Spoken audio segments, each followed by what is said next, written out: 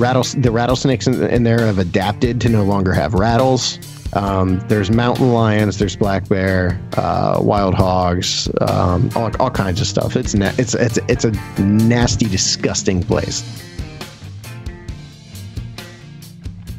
Okay, guys, welcome to episode 333 of the Grimerica Show. Bit of a special episode around here because, I don't know, 33 seems to be a magic number. Definitely has something to do with the Scottish Masons and all that. All this stuff's 33 feet tall. You know, it's funny, I actually just, the other day I was watching some of Scott Onstott's documentary Secrets in Plain Sight, and they have a whole chapter on 33. So it was just fucking blowing my mind. We're having him on pretty quick. That's a good little documentary. I watched the Alita movie. Did you? And that had the main building where all the stuff happens was 33 on there too. They throw that symbolism in everywhere. So we got Graham, 333 podcasts later. Dunlop, how's it going, buddy? Good. How you doing? How has your view changed in 333 episodes? It's overwhelming. Seems like you're sliding. Overwhelming. Actually, no, you're back up, right? Back up where? What are you sliding talking up? What? When you started in the podcast, you were in peak physical condition. Oh, physically. Yeah. Your diet was pristine. Yeah. You were practicing yoga and meditation all the time. And I went into you're extremely hard to frazzle. And then I went, and now you're easily frazzleable, especially during the day. And but your health's picking back up. We can go back to beefcake next week, I think. No, I'm good. I've lost like 50. How much? I'm still working on that regularity thing, but I've lost like 12, 14 pounds maybe or something like that. And I was thinking about it there. I used to go out warming up for hockey and I'd be achy everywhere. And honestly, I think without the sugar and wheat, I was like, I don't feel that arthritic ache anymore. Didn't I tell you that? I told you. You did, yeah. But I totally didn't even think about it till last night. So. Mine was my shoulder. It was big time on my shoulder. Yeah. My shoulder always bugging me, and then when I stopped, my shoulder just. Did it take a while for that to kick in? It took about 3 weeks or a month. Yeah, so it's been almost 8 weeks now. It still happens. No, it's been almost 10 weeks. My shoulder's fucked, so it still happens from time to time, but it's definitely not like it used to be a constant thing. But now it's to the point that I'd even got my heart checked out and everything because it's on my left side, and I wanted to make sure I didn't have any heart problems because I got kids. And I guess you should probably just make sure you don't have any heart problems, whether you have kids or not. It really is best not to have heart problems. But yeah, and it was just my shoulder. My shoulder's just and I still don't know what it's from. They don't know fucking anything. They're just useless. They just put me in front of all these machines, but at least they can tell me it's not my heart. But you know what I'm thinking it's from? Is fucking 10 years of carrying fucking, this was my carry shoulder. Yeah, probably. And you put the steel on your shoulder and you let it sort of pivot back so you can just throw one arm on it and carry something else with this hand. Yeah. And I bet you that's what fucking did me in. Oh, probably. Yeah. Mine was hockey, my shoulder. Just different soft tissue damage in different areas. But again, I don't know what I did to it. It's just like over time. But it's better too. I did a lot of drunken soft tissue damage too. Speaking of health and wellness, I do have a response to you on getting that one amalgam filling I had left in my mouth removed. Yeah. And it was still there was so much, my overall estimate of my mouth with all the different repairs that are needed. It's pretty extensive, but you got to prioritize it. And obviously I wanted to get my broken teeth fixed and get the amalgam out. And then I postponed an extraction where I think I have an infection down there. I don't know really what to do about that. I have a broken tooth right now. But this filling one of my fillings just fell out, so I saved a couple $100. What do you mean? One of my mercury fillings just fell out. Oh, really? Oh my God! What'd you do with it? I think I didn't swallow it. I don't think so. I hope not. Probably did though. Anyway, continue. All the mainstream dentistries out there laughing at us, but Oh yeah. I don't want to have amalgams in my mouth. Anti-dentite bastards. But this dentist was really good. Anyways, I went to my How much was the removal? So it was like for the. I had 2 restorations and 2 on one tooth and 1 on another tooth. And all of those were removed? No, and 1 amalgam was removed, and the other ones were just fixed. But, the amalgam was broken too, right? It wasn't broken, but it could have been justified as needing repair. Mm-hmm. So I was trying to suss out why that part of it didn't get covered. So I had a claim of $789, and I got paid back for $549 through insurance for the 3 restorations. The thing that they didn't cover was the extra. Now here, did I make some notes on it? They didn't cover the fee. The fee for the 91212, which is the extraction. Well, it's not the extraction. It's the supplemental fee to protect themselves from the mercury. So they have to put on all these masks, and they do this extra stuff. So if you did that all at once, would that be a one-time fee, or is that per tooth?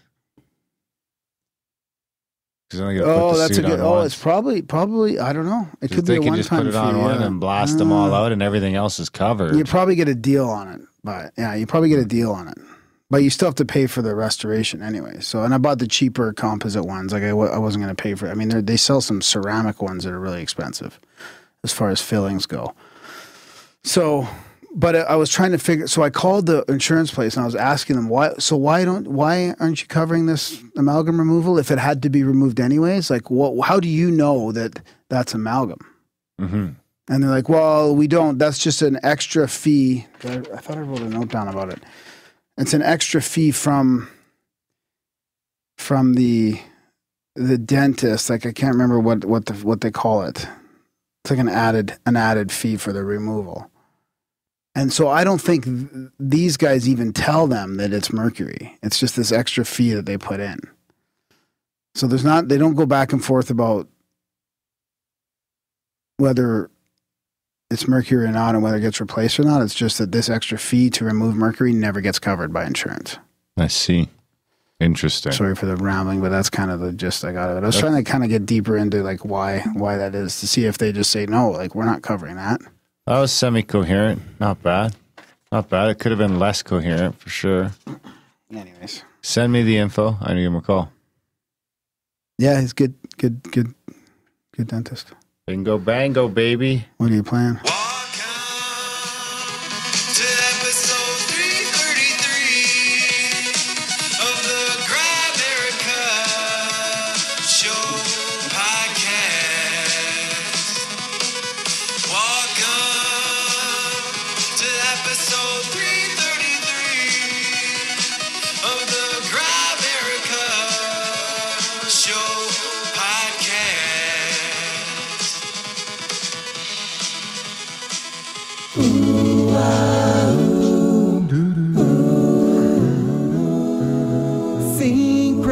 Synchronicity, it's time for another installment of the Canadian Third Party Synchronicity Rating Authority.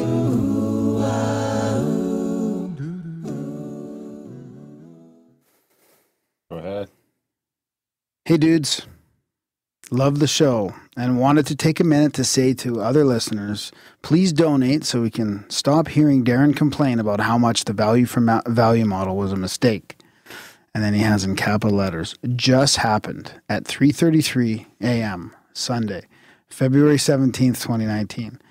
I was already up for my witching hour, waking before going back to bed to lucid dream. I threw on the latest podcast on the awesome Grimerica player with Mark Gober to finish listening to it.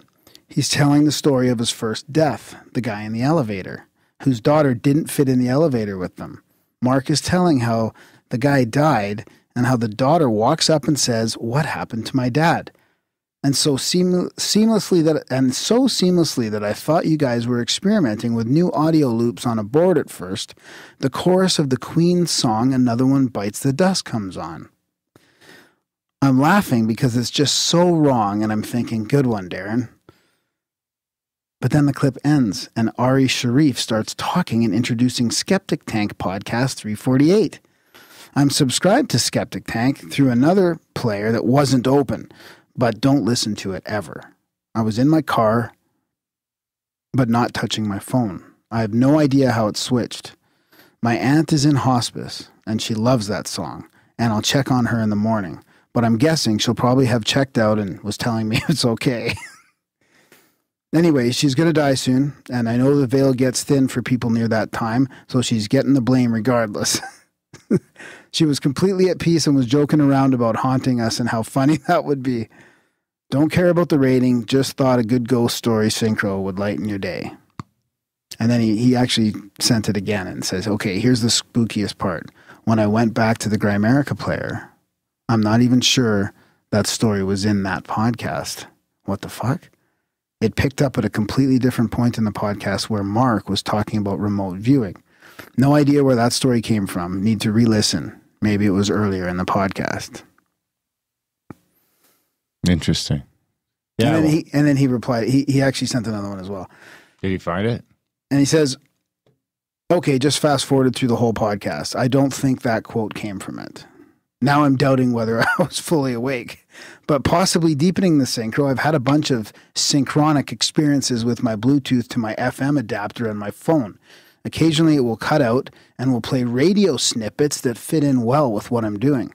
Last year I was talking to my son about the deep state's use of magic while we were driving to the mall listening to music, and I didn't want him to think I was completely bonkers, so I justified it as we pulled into the parking lot by saying that coincidences make the pursuit of the theory interesting, and the music cut out and some talk radio snippet cut in and said, that is interesting. Needless to say, we stopped that line of conversation and speculated on what could make that happen. And we came up with the lonely AI reaching out to let us know it was there. There you have it. That's from Chris. Thanks, Chris. Friend of the show. Cristobal. Friend of the show. Hey, can I have Jason's number? Yeah. Okay, send it to me later. I want to line up the hypnotizing you in here. Oh, yeah? Shtick. I'm not getting. He probably can't hypnotize me. Oh, Graham says he's unhypnotizable. We'll see. All of a sudden you'll come to and you'll be podcasting in here naked. I knew that was going to pop up for some reason. We'll get you naked on YouTube eventually. We'll get banned. Graham nudity. Grudity. Yeah. What else you got, buddy? You want to, actually, let's do this first. Let's, well, maybe we'll start with some. Oh. Actually, I do have another one that would be appropriate to this. Do you want me to read it quickly? Because I was just sort of browsing through it. Go ahead. Okay. Let's do everything you want. Another synchronicity for you. And it's like, I like to try and save them up for when they're appropriate to the show, because then it's more synchronic, as Chris would say. Hey, Graham, after the last show, you said you love getting these synchro stories, so I thought I'd send you my recent kind of silly and kind of creepy synchro. I posted this on the r/The Truth Is Here subreddit, so maybe some of the followers may recognize this. A few weeks ago, I was having a sleep paralysis experience. It was the middle of the night, and I woke up to my upstairs neighbors scream fighting, accompanied by slamming crap and hurling profanities. I distinctly remember hearing the woman yell, "Elmo is supposed to bond marriages, not break them up." Whatever the fuck that means. Next thing you know, my alarm is going off and I'm getting ready to go to work. I work at a bus shop with 3 revolving shifts around the clock, so walking into work sometimes when busy is hectic. My coworker was finishing up in his bus in the bay my toolbox is in, so I'm opening up my crap and I hear him in his own world whistling the tune to Elmo's World.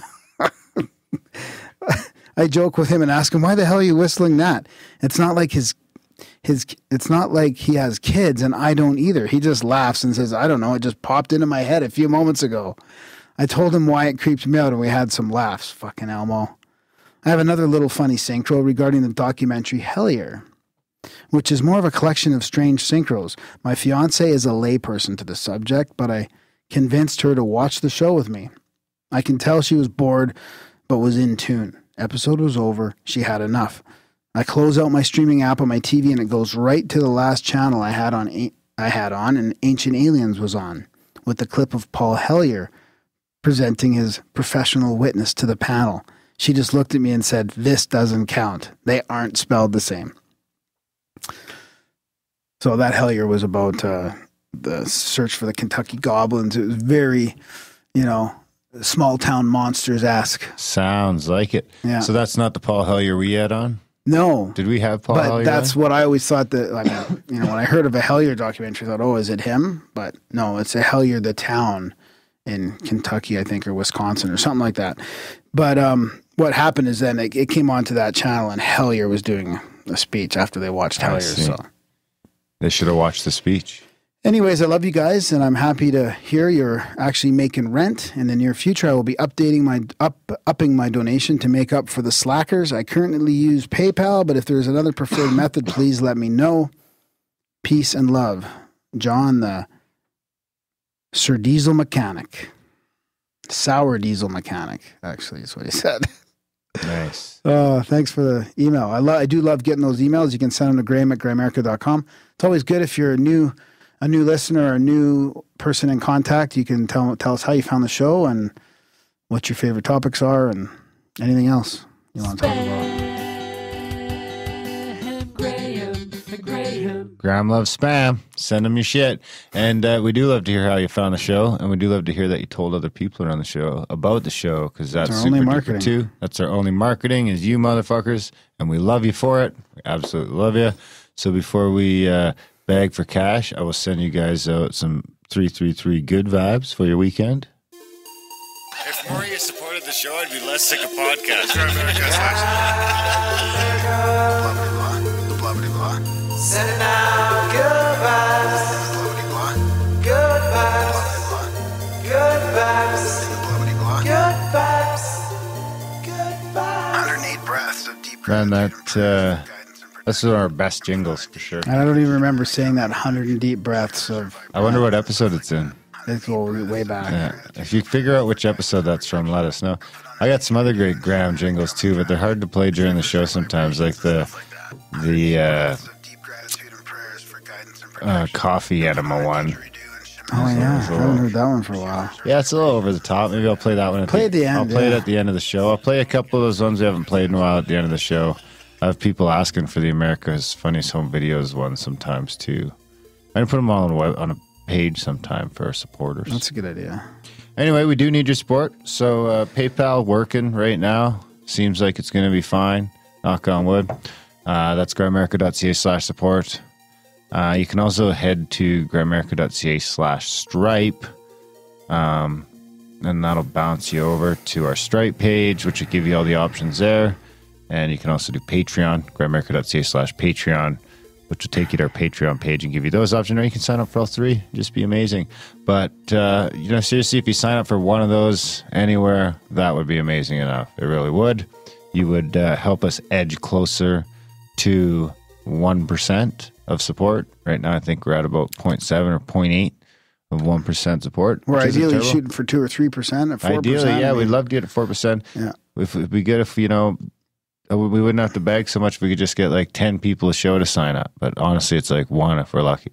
1 or 2 new subs a show if we're lucky. And, all the other numbers are going up. So if we could just have the supporters lag along. Of course, we do love the people that are supporting us. We love you all, but extra special people that are supporting us, and they are helping us pay the rent and enjoy this amazing space and grow and do the events like CAC, which those things never happen without support either. And with more support, we can do more things, including more content eventually. If we can, exactly. If we can pass that magic threshold eventually, where we're at the magic threshold now, 333. Well, I mean the threshold of I'm financially. just saying this might be the do a threshold fucking show as well. every single day. And I have another threshold event for you to talk about after this. I don't want to hear about the your other thing blue ball is, threshold. The other event. thing is any support gets you access to the Black Budget feed, and we're still putting content in there, and it's a little bit more controversial sometimes. I mean, we've been reading some essays and some interesting documentation that people might want to listen to.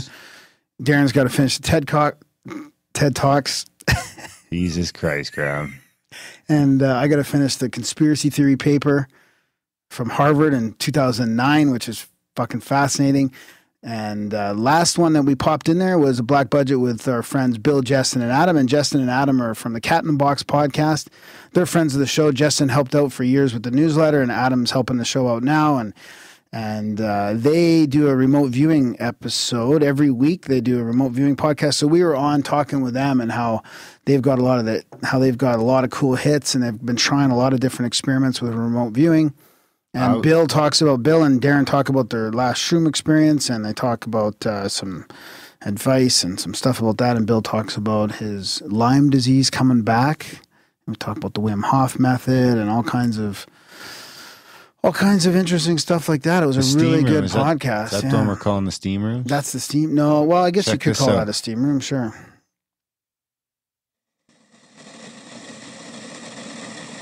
It's getting hot in here. I think we're in the steam room. Take your towel off. Who said that? Keep the water boiling. Boiling conversations. I got something to say in the steam room. Welcome to the steam room. Who did great. that? Friend of the show, Crazy Billy. That's awesome. I really wish I could just call him by his real name. I might just start doing it. Yeah. I'll dox him. Anyway, that's from friend of the show, Crazy Ryan. And it's great. It's made the cut. It will now be the steam room jingle. Steam room jingle, nice. And the steam room is just for some black budget content. I thought I heard a ringing. That's why I did that. Probably the echo of the... Yeah, I thought it was echoing off the singing bowl maybe. Anyway, for from black budget content lately, we've been trying this new idea where we're doing some. We had some people say that some people love the essays and stuff like that, and other people said, "Well, why don't you guys just talk?" So we're not very good at just talking to each other, except in these intros. We managed to eke our way through. That's because we have listener content to go That's through right. and stuff like that. But we can't just sit here for 2 hours and talk to each other. But when we wheel in people like Adam and Bill and Billy Bones and Cyrus and John Brisson from time to time and all those guys, that makes it easy. So we've been doing those and we've been calling them steam rooms. Yeah. And it's been great. Kind of like a little round table thing or whatever to talk about a couple different topics. I got the Wim Hof. I'm ready to try out the Wim Hof course. Oh, yeah? I'm going to try it out, yeah. Well, we should. I had it on the computer and I was ready to fucking start it last weekend, but I didn't start it. I remember where it was. You can just play around with it. You don't have to just start it like on a No, but I got the certain day course. and all No, that. I got the course to do. Oh, you're doing the course. Yeah. So I I'd like remember to do where the it whole was thing. first trying the technique, driving Did you? to Saskatoon. You tried it while you were fucking driving? I did. You're lucky you didn't hit the ditch. No, it was good. I It fucking kept me awake. I was like, Easy. Don't get that look on your face. It makes me uncomfortable. We're in a small space here. No, it's funny is about 3 days after that, I ended up getting in touch with, I'm not going to say his name yet. Let's transition into the contact. I ended up getting a call 3 days after having the course on the computer, looking at it, ready to start it. Kids come in, didn't start it. Anyway, 3 days after that, I get a text, and then a couple days later, a phone call from one of Wim Hof's level 3 trainers, or one of a handful of level 3 instructors certified by Wim Hof in North America, and he wants to come to the cabin. So we're just working on trying to make that out for the first and possibly second trimester as an added bonus. He's willing to work around the schedule and give people some breath training while we're there. And so we're just trying to work out the details of that. That's fantastic. That's just nice little add-on synchro to the synchros that have been crazy the last couple of days around. Oh, like people aren't going to believe the synchros that have been happening about the cabin, about our trip in May. So let's bring some context to this. Randall Carlson in May 17th. Is it May 17th to 27th? May 17th to 27th. Yeah, 17th to 27th. Pagosa Springs. We have a big log mansion out there with a bunch of Lodge, baby. Elk Lake Lodge. Pagosa Springs, and there's a lot to do. Randall's gonna be taking each trimester out for a tour. We're gonna do like some live podcasting and some lectures and just chit chatting, some CE5 stuff. And we're gonna be splitting it into 3 groups of 3 people, or three groups of about 25 people at a time. And I think the 3rd trimester is sold out now. Randall's been starting to talk about this as well. And the 1st and 2nd, we are still have some tickets available. Anyway, it's gonna be fantastic. Kind of like the yearly meetup we do with everybody and a bunch of friends from the podcast and all. But this is kind of expanding because we have Randall there. And we've sold like 14 tickets in the last week. Yeah, so it's going fast. So in context, 14 tickets is like 20%. So get this. We get this video forwarded to us about a guy talking about, it's about a 7-minute chat on, first of all, 7-minute chat on pyramids, talking about James Ernest Brown's work on electric Egyptians, which we've had James on. We've had a lot of pyramid episodes. This guy's talking about the power of the pyramids and all. It's fantastic little to chat. And then we get another email forwarded to us with this guy on video talking about strange coincidences and synchronicities. And it's a fascinating story. Oh, the one about getting the car stuck? Yeah, don't give away too much of that. No, I'm not, because we'll play it on the show here. We'll even have him on the show. We don't even have to play it. Don't play it on the show. We're going to have him on and we'll let him tell the story. So, do you want to tell the context? No, you continue. So, Alan, the guy who's helping us out and who is organizing the cabin trip, got this forwarded to him. And who do you think this guy is? He's the guy that owns the cabin that we're renting for the trip. Doing talks like last week and doing a talk next week on synchronicities, if you can believe it. I mean, it's fucking crazy. You can't believe it. I was actually emailing with Bob after that. He's super into Graham Hancock and he's right into the pyramids. Oh, it's unbelievable. Like, what are the chances of the guy that we're renting for this big trip that we've got planned with all the listeners who want to attend and Randall Carlson and a bunch of our friends? Like, what are the chances that the guy that owns this cabin that we're renting in the middle of nowhere in Pagosa Springs is into synchronicities and ancient mysteries? I mean, you can't make this stuff up. It's unbelievable. No, you can't.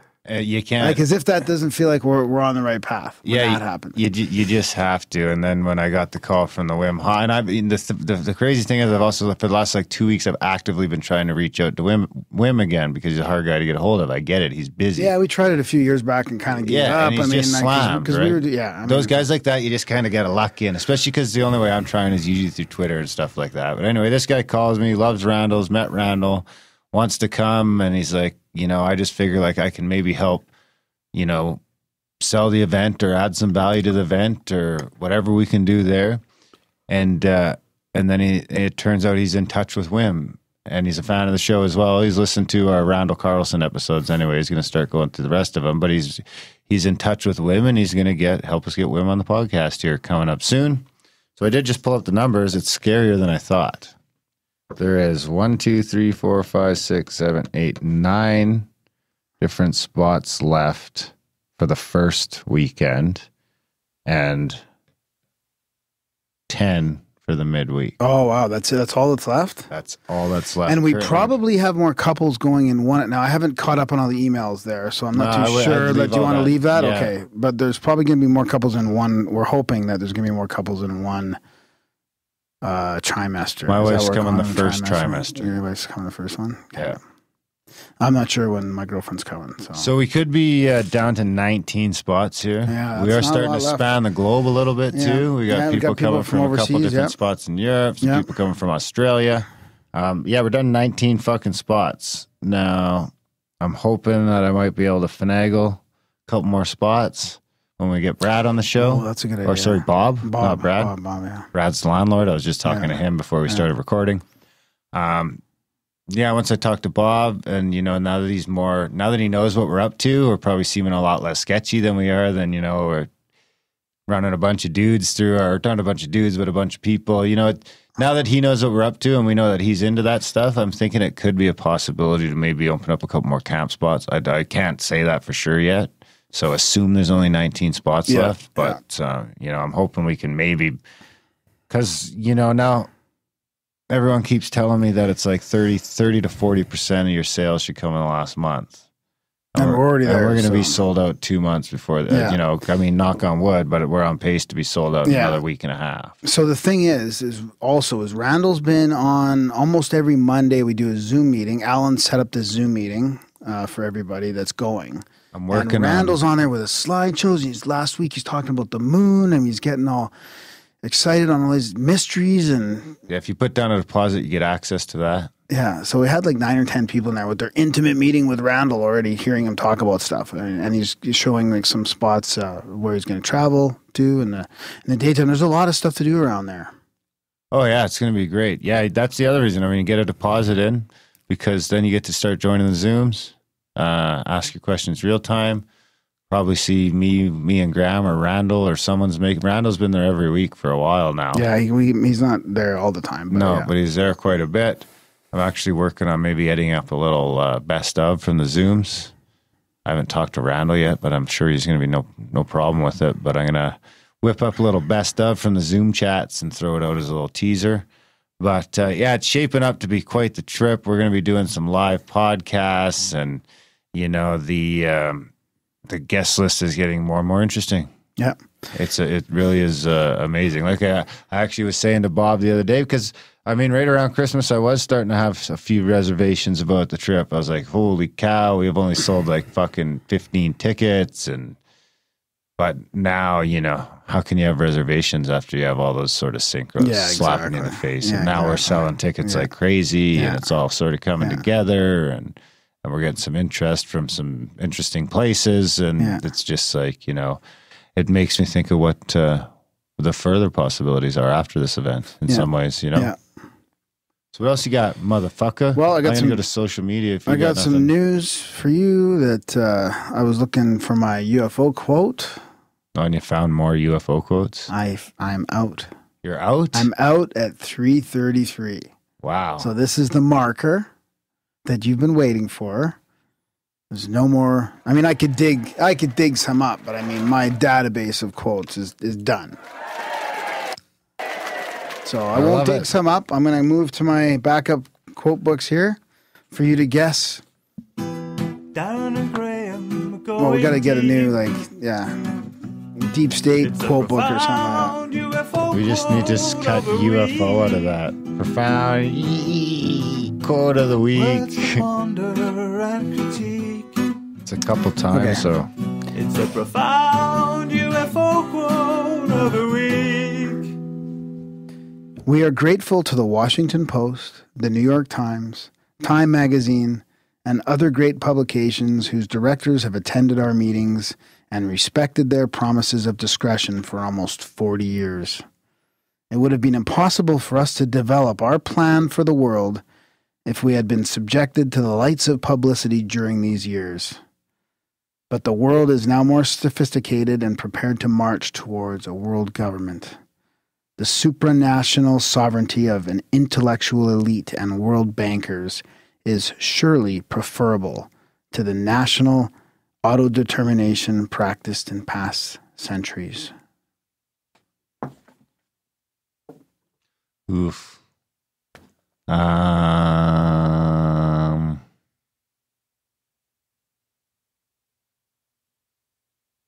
FDR. No.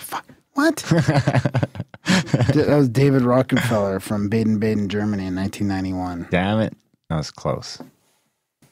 Okay. I think that's pretty close. You're doing another one? Is that what you said? Yeah.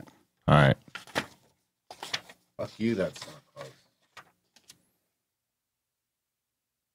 Come on, dead air. Yes, I think telepathy exists. And I think quantum physics will help us understand its basic principles, its basic properties. Albert Einstein. Close. Brian Josephson, Nobel Prize winning physicist. That's close? Yeah. But the other one isn't. Yeah, he's a physicist.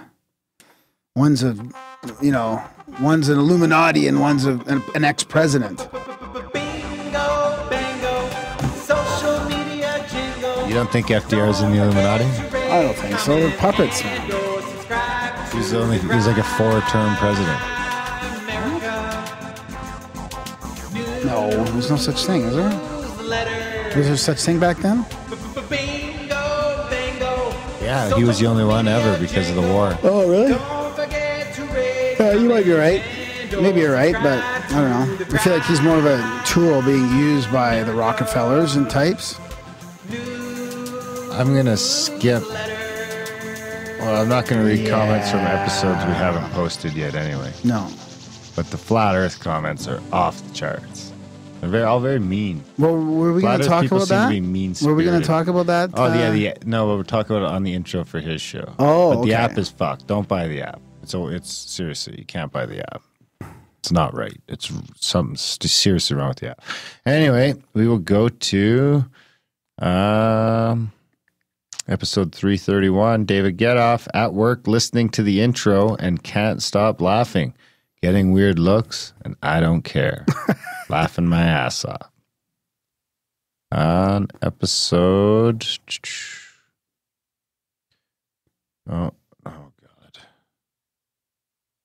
Dead Air Dunlop.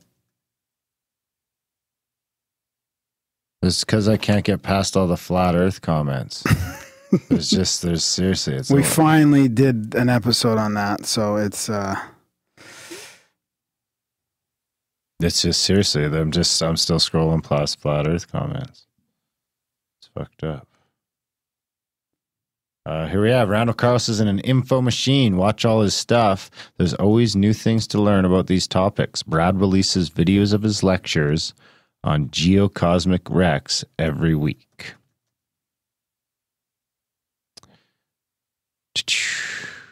I think that's probably... Oh, here we go. No, those are fun, really old videos. Randall Carlson, the man, the myth, the legend. Doesn't get any better than this. Thanks so much, guys. Wild drumming sessions. Can Randall get any cooler? I think you just maxed out. Oh, yeah. I forgot about that. Bring your percussions. Right? That's right. Yeah. What else you got? Who, me? Yeah. That's about it, buddy, I think. That's it. We begged for cash already. Yeah. Sign up for the newsletter, grimerica.ca/news. That's a little better these days. It's got more content, some pictures of Graham and some compromising positions. And yeah, there's a bunch of different ways to get a hold of us. Mostly through Graham. Just email Graham. You could leave a voicemail too, or send a text. Oh, what's the number? 1-403-702-6083. And there's if you want swag, there's a link as well in the show notes for shirts and stuff like that. Sharing the show and reviewing it on iTunes is a really good way to help without having to donate any cash. You can sign your friends up to the newsletter. Subscribe on iTunes. There's all those little tricks too, right? If you see us on YouTube, give us a thumbs up or a like or a subscribe on YouTube. Subscribe to the YouTube channel. I accidentally hit the biohack string. Are you doing any biohacking this weekend? Nah, just some meditating. Does that count? Magic, does that count? No, that doesn't. You doing some magic? Yeah, maybe. The Grimerica Show. It's me, Joel. Happy 333rd show day. P.S. You got to get UFO researcher Paul Dean on your show. He's amazing. Yep. Yeah, we'll add him to the list. That's what's changed over the last 333 episodes is the list has like quadrupled. The wish list has quadrupled. We could do this every day and talk to interesting people. It's unbelievable. Oh, yeah. Like there's a list of, I can't even wrap my hands around all the people we want to have on. Like it's so overwhelming. When you use your adult mind, anything is possible. Don't even go there. It's too much. People are going to get a kick out of that one. They're getting a kick out of the YouTube. It'll be a kick out of it because we finally did the flat Earth one, and you'll see why. We got the worst one. You'll see why. We picked the worst. Fuck it. No, don't. You can't say that now. That's not fair. People listen. Yeah, that's right. All right. No, we had a bad guest, I think. What? Well, I mean, don't say that now. Why? Wait till after the show. Okay. It's after the show for me. Jesus. Anyway, what else you got? That's it. Let's wrap it up. Have a good weekend. All right. Thanks to Seth for coming on and enjoy the chat with Seth. Great chat. Ogopogo and Loch Ness and the Wood Ape. I mean, there's some great stories Seth. in there. He seems like awesome. such a nice guy. Yeah. I go around. Remember he said he'd take us down to that crazy place in fucking Oklahoma. Oklahoma? Yeah. Oh, no. Wasn't it in No, Oklahoma? We wouldn't be allowed in there. We wouldn't even get in there. No, he said he could get us in there. Was that in Wichita, maybe? The guys with all the guns and shit. Yeah. He said he'd get us in there. I don't think so. Yeah, he said so. Maybe only you, because I wouldn't shoot him. Well, don't tell him that. Sasquatch, so just act tough. A bullet for him. Just act like Graham ends up taking a bullet on our outing. No, he's like, no. You're there just when we just happened to get a shot at him. Just fucking no. What would you do if they got one? You were there. Would you be sad? Yeah. Or would you be like torn because you're like kind of sad that the Bigfoot's dead, but you're kind of happy because the Grimerica show is about to prove the existence of this fucking beast? Dude, there wouldn't even be any time with the protocols they have set up to extract the body. Do you think they'd kill us? Oh my God. Imagine. Yeah. There's a way this is. Hopefully that's not the case. No, but we could maybe meet him. There's a lake in Montana that he was talking about as well. Maybe we could go down there one day if he's traveling around there. Well, we could go to Ogopogo. Yeah, we should do the Ogopogo. We'll rent a fucking houseboat. Yeah. Go America houseboating. Looking for Ogopogo. Could be a thing. Yeah. Anyway, check out the show notes. Everything great's in there. Do all the stuff in the show notes. Seriously, support the show. It's important. We need more support because the support's coming in at a slow enough rate right now because we do always get the random cancellations that I think, we're just kind of hovering at even. So let's at least get above that. Yeah. All right, guys. Enjoy the chat with the one and only Seth Breedlove.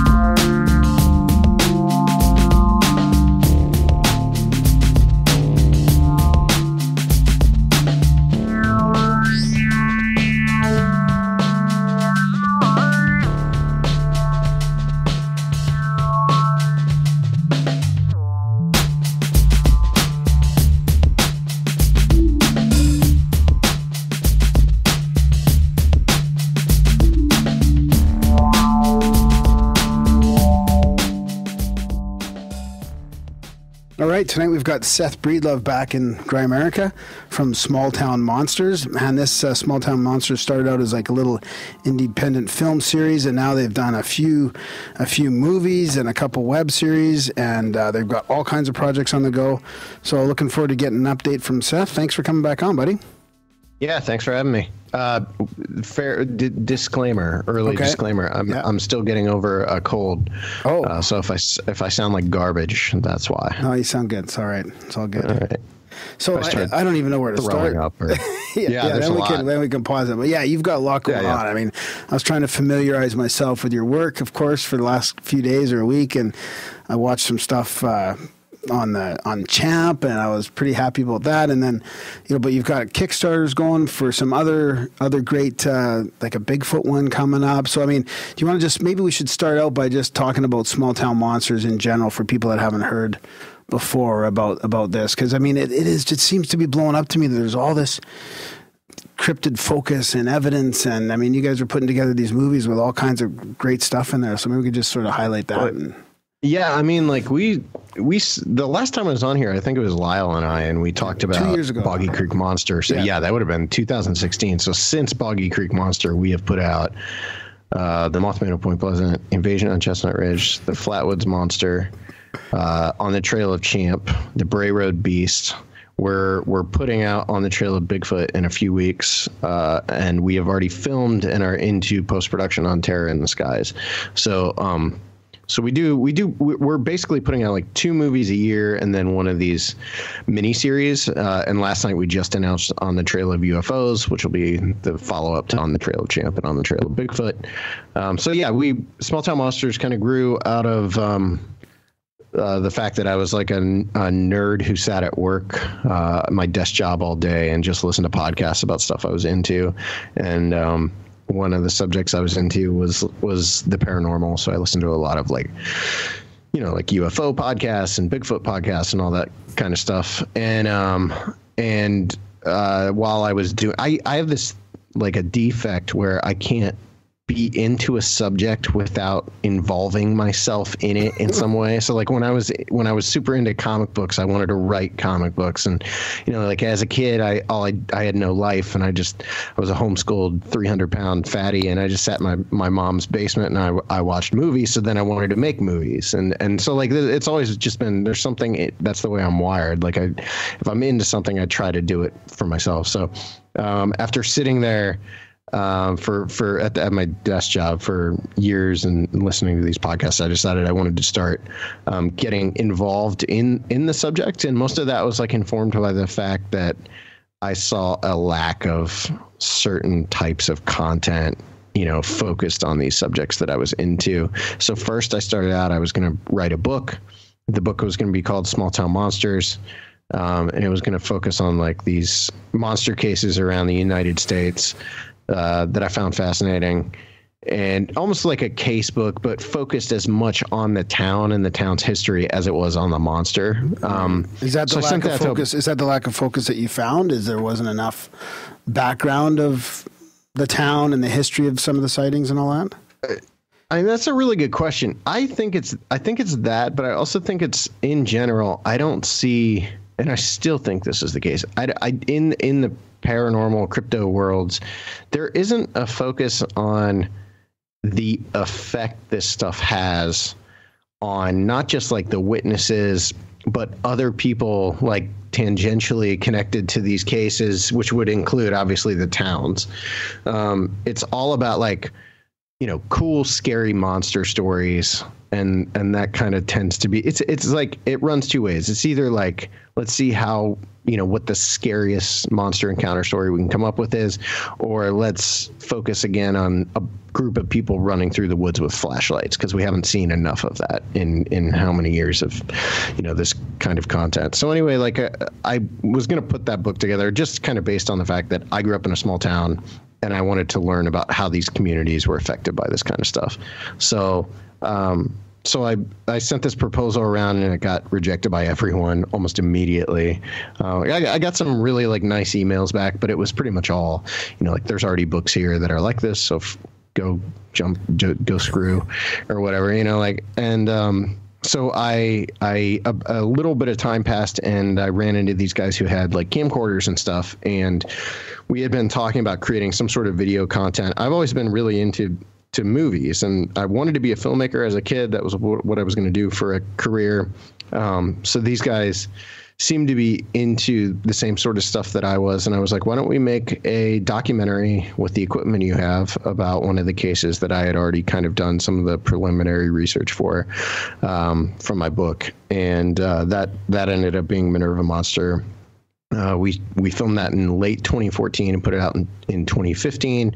And it's not very well known, like as a movie, but it locally here, it had this weird, like, it almost went viral, but on a very small scale, like a very localized small scale. But it was like all the radio shows in the area were doing shows about the Minerva Monster and all the stuff when our movie came out. And, we ended up on the front page of like 75 newspapers and like all kind of crazy stuff happened, but it was all localized to right here in Northeast Ohio, which was kind of funny. But we put that out, and then that made enough money where we could flip the money we made from that into the next movie, which was Beast of Whitehall. Nice. So we made Beast of Whitehall in 2015, released in 2016. Also in 2016, we shot Boggy Creek Monster, and then we just kept kind of running down the movies we were going to make, and now we're to the point where we're just trying to build something beyond just like films.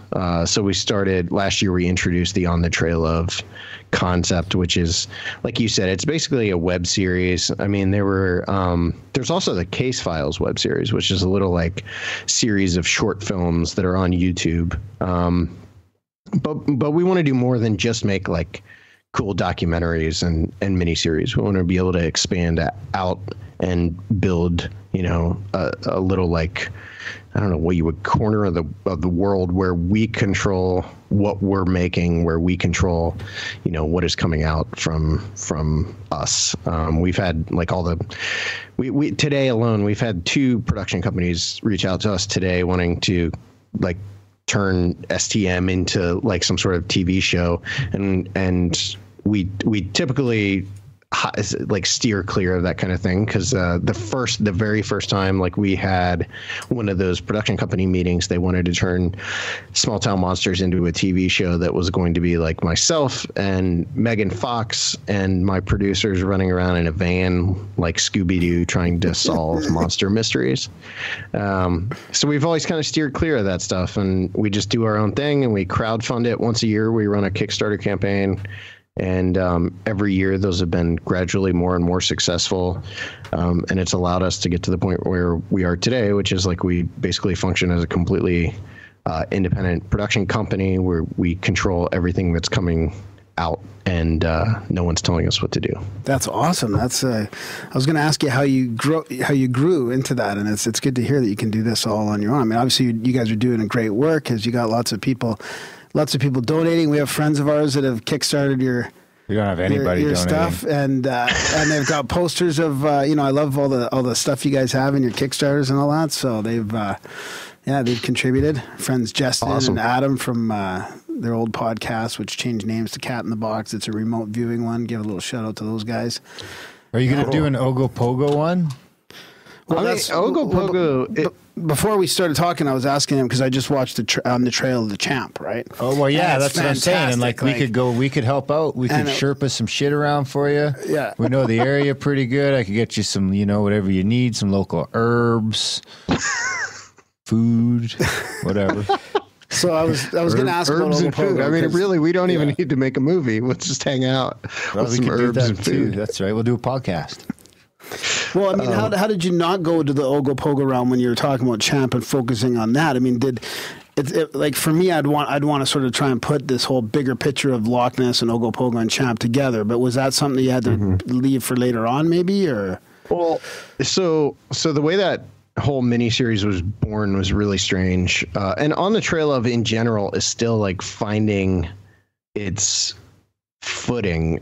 I'll explain as I go forward, but like Alexander Pedikov, who actually shot that entire miniseries himself, him and I had been wanting to make something together for a while, and at one point he was actually going to make our Flatwoods Monster movie. So I'd wanted to make something with him, but I wasn't sure what it was going to be. So we had talked to him about doing something about Champ, and then I hit on this idea of doing more of like an episodic mini series, and he was excited about that idea. So he lives up in New England, I think New Hampshire actually. So he's not far at all from. He's only a couple hours from Lake Champlain, and so he decided that was going to be the project he did for Small Town Monsters, and it was going to be this episodic miniseries, and we were going to put that out. So the day he was supposed to go film, he leaves or he gets ready in the morning. He's like ready to go. He's going to rock it, like his brother's coming. He's got a crew. He's got like a sound guy and a lighting guy, and everyone canceled on him, like right when he was supposed to go. And so Alexander ended up shooting that entire miniseries completely alone. And for him, I'm sure it was a nightmare, but I'm sitting here in Ohio, I would love to do that. Like, I would love to just be the only crew, like go out with my camera and just see what happens, and hopefully you get it. So, once I saw him do that, I was like, okay, I got to do Bigfoot.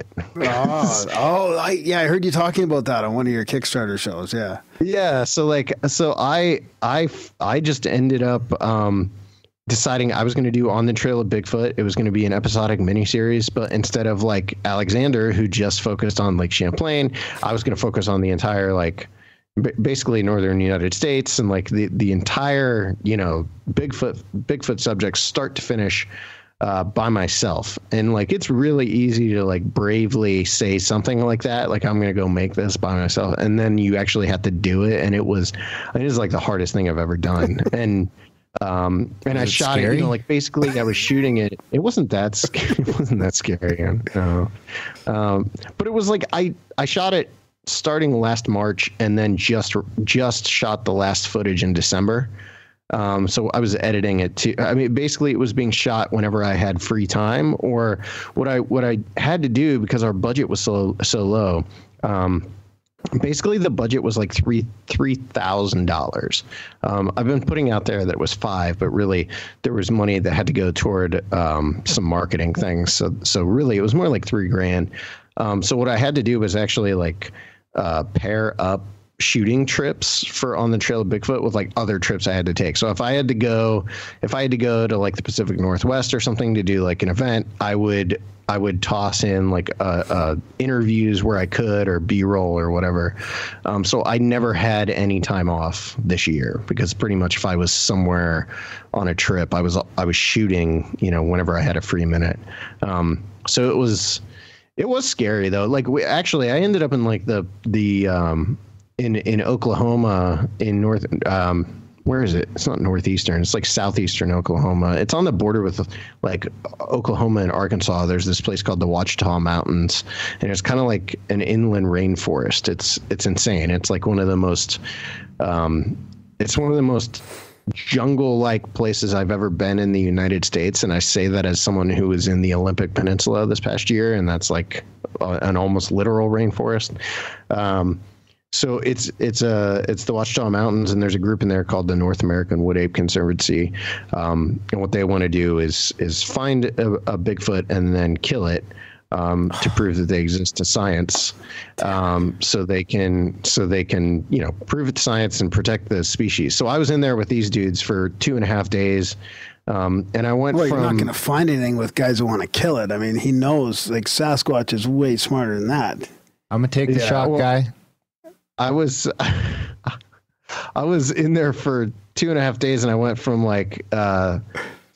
If I put a percentage on it, it's like I was 30% that these things existed. I went from 30% to like 80% in 2.5 days because of the stuff that I experienced in there. Awesome, yeah. So, and that's part of the mini series as well. But I totally derailed your like you asked me about Lake Champlain, and I'm no.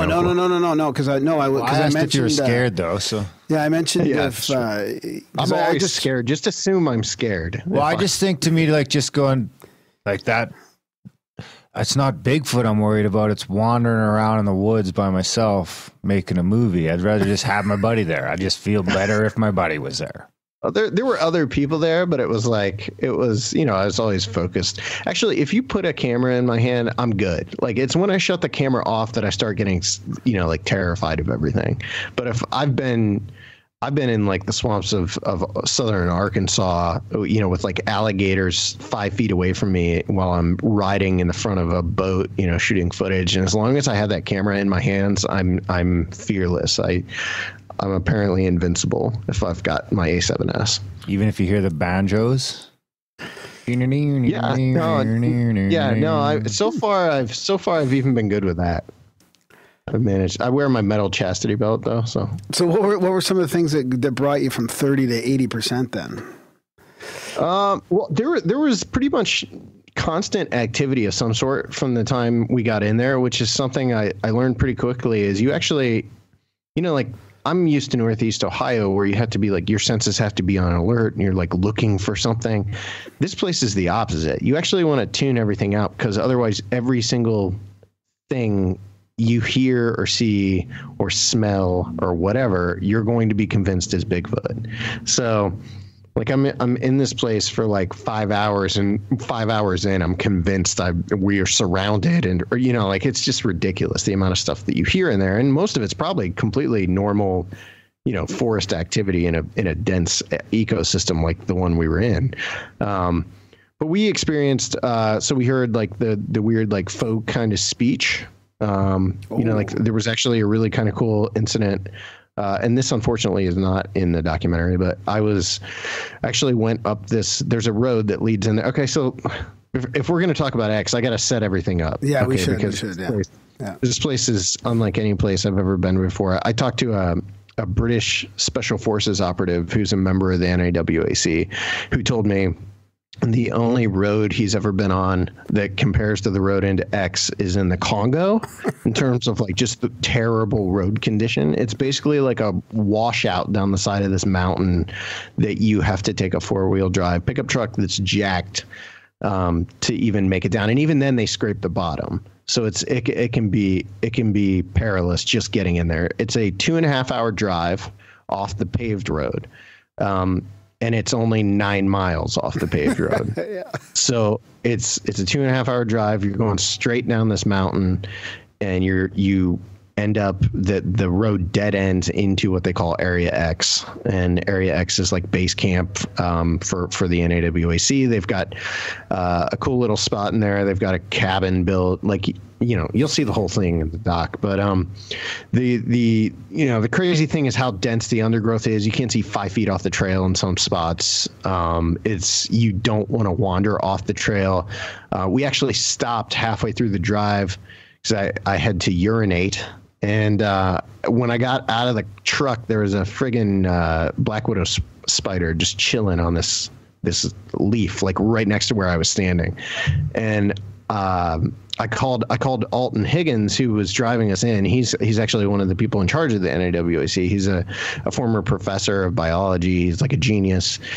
He's like, I don't even think we have black widow spiders in here. And he like walks around the truck and he looks at it and he goes, oh yeah, that's a black widow. So that was the second black widow we saw. The other one actually like dove into our tent later that night as I was getting ready for bed. So that was cool. But anyway, like it's just insane. You can't get into this place unless you are absolutely dedicated to being in there. So the idea of there being like the theory I see thrown out online the most is that this group is being hoaxed. But like the fact is you'd have to be suicidal to hoax them because they are all armed to the teeth. They're all carrying guns. And there's so many animals in those woods that want to kill you that I don't even know how you'd survive just chilling, on a hill basically for 4 days or whatever. We saw the rattlesnakes in there have adapted to no longer have rattles. So you don't even know they're coming. There's mountain lions, there's black bear, wild hogs, all kinds of stuff. It's a nasty, disgusting place. Like I thought for sure I was going to die the entire time I was in there. And so we're down in this valley. We're in our base camp, and the one day we decided we were going to take this walk back up the road, just take this walk out. I was going to shoot some B-roll on the walk. And the first strange thing that happened is as soon as we rounded this bend and left base camp, there was like a very clear wood knock. So it was like clear as could be. I mean, like we're going to leave the woods, or we're going to leave base camp, and now they're letting. This is what it was. Your assumption is anyway. Yeah. Now they're going to let someone know that you're coming or whatever. So there's this very clear wood on wood knock. So we start up the trail, and we're only a few hundred yards, like maybe 200 yards from camp, and between us and base camp, we hear two voices, and you can't make out the words, but it's like two voices talking back and forth.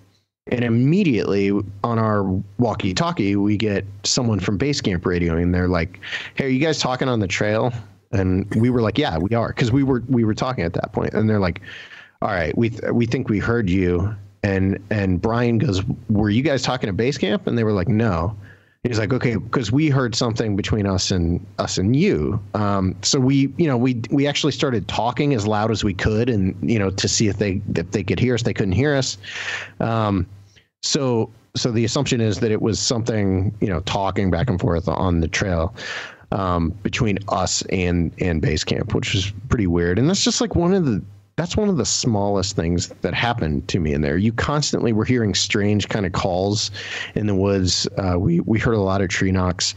The thing that really sent me over the edge, as far as like scale of belief, is like I saw on the last. Well, there's a couple things in the movie. You'll actually get to see the eye shine. I saw a green eye shine and filmed it up the side of this mountain in the completely pitch black forest.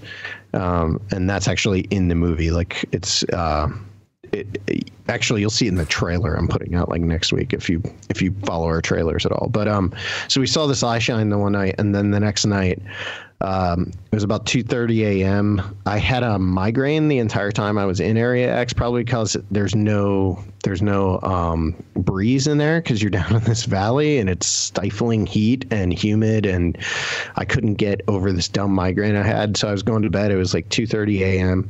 I was just about to fall asleep, and something threw a rock off the side of the mountain beside us that crashed into a metal roof. They've built like this port in there, like one of those metal kind of outbuildings that you can build, you can buy them and build. And that's where they keep a lot of their supplies and stuff. And something chucked this rock off the side of the mountain. And then as soon as it crashed into the roof, there was this really loud, like whoop, like, I compare it to like a Native American, like an Apache war whoop in a John Wayne movie. Like that's what it sounded like. Like I was watching a John Ford movie or something. And that was immediately followed by what we have, the only thing we've been able to come up with to identify it with is gibbon laughter, like really, really powerful, loud gibbon laughter. And that echoed all across the valley. And that was it. But it was like enough to, it was enough to move the needle for me, because there's really nothing that can throw rocks other than people. And there aren't many things in the woods that can make the noises we heard. It sounded like you were at a monkey enclosure at a zoo. It was really, really unusual. And also, like, for people who are like, well, it could have been one of the people that you were with from the group or whatever. There were only 4 people from the group that we were with. Alton actually dropped us off and then went back out.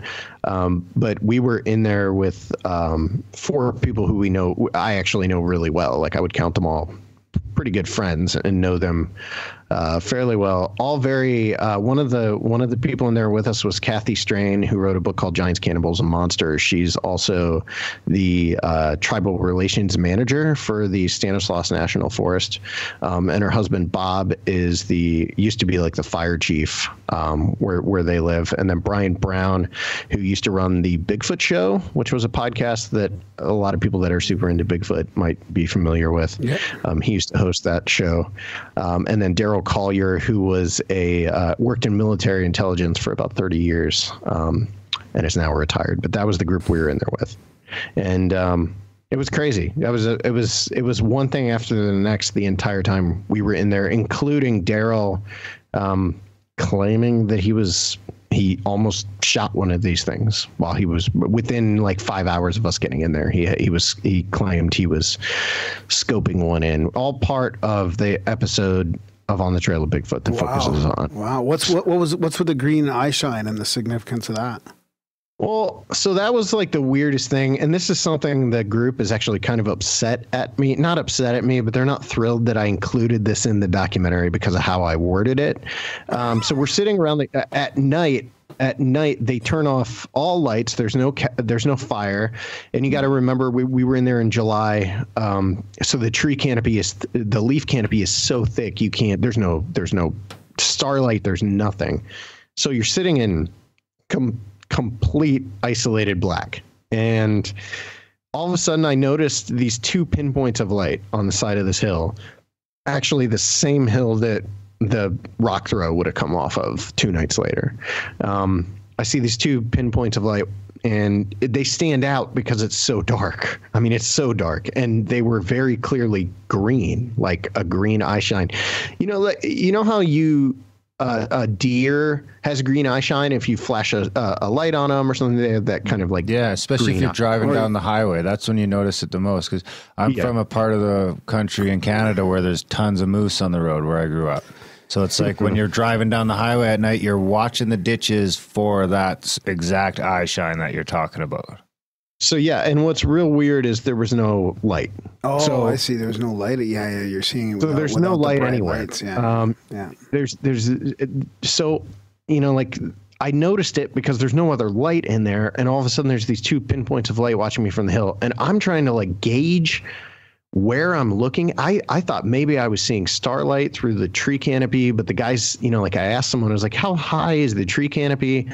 And they told me, like how, and I'm like, okay, I'm looking like I'm not even halfway up this mountain then that's beside the cabin.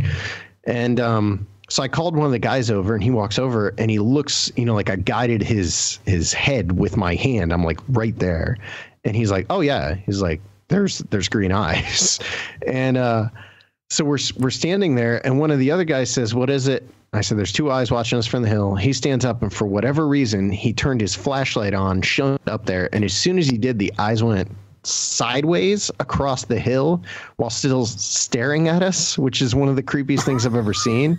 It was like the eyes are here, and then all of a sudden they're just going like this while still looking at us. And then they just kind of disappeared. So we caught the eye shine on video at the first point where we were looking at it, like we're looking at it. And then Brian came over with his light, and for whatever reason, he he did a dumb thing and scared it away. Well, it's kind of, in a way, it's kind of good. Were they going to shoot at it?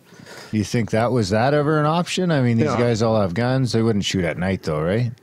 No, I mean they would shoot at night if they had if Daryl actually had his rifle with his infrared scope and all that on it. But he is really cautious about taking a shot because they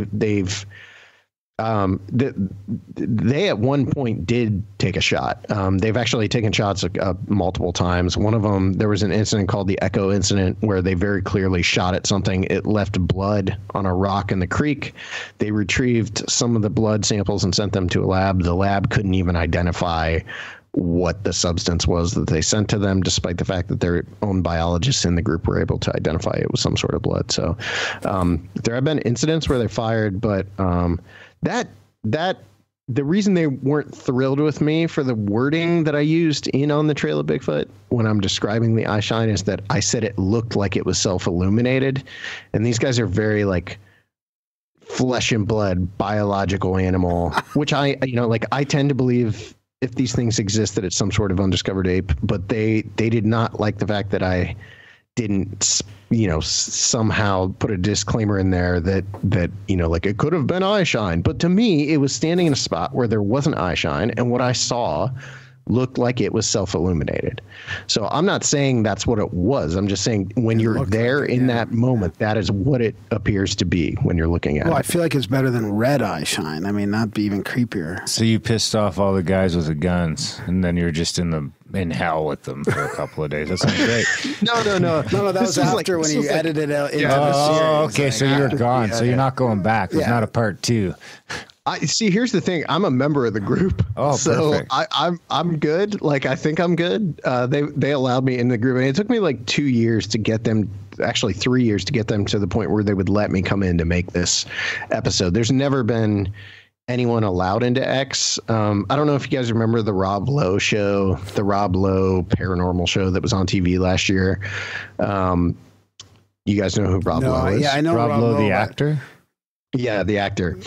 Yeah, he doesn't seem like a paranormal guy. How was the show? He seems like it. I never saw it. All I know is that he was with the NAWAC last year, and they didn't even take him into X. Like they had him outside of X because they don't really trust people to come in there. So it was cool. Like it was amazing just to get to go in there. And I've always considered myself very much a skeptic, so I at least felt like I got a little. Yeah, there's enough going on there that's just unexplainable. Yeah. So what's your take on that then? I mean, we have an ongoing debate. You're hanging out with some people with guns that are shooting at Bigfoot. Are you mortified? Are you okay with that? What do you think? What's your stance on the on kill, no or kill. Don't shoot? I don't. So here's the thing. I got to know they even exist one way or the other, but I do believe the only way, if they exist, the only way you're going to prove it is with a body. I mean, there's no other way to prove it. Science won't accept a photo as evidence that they exist. So you have to take a type specimen. The debate, the kill, no kill debate has always been bizarre to me because there really shouldn't be it. I mean, I get morally or principally there being an argument.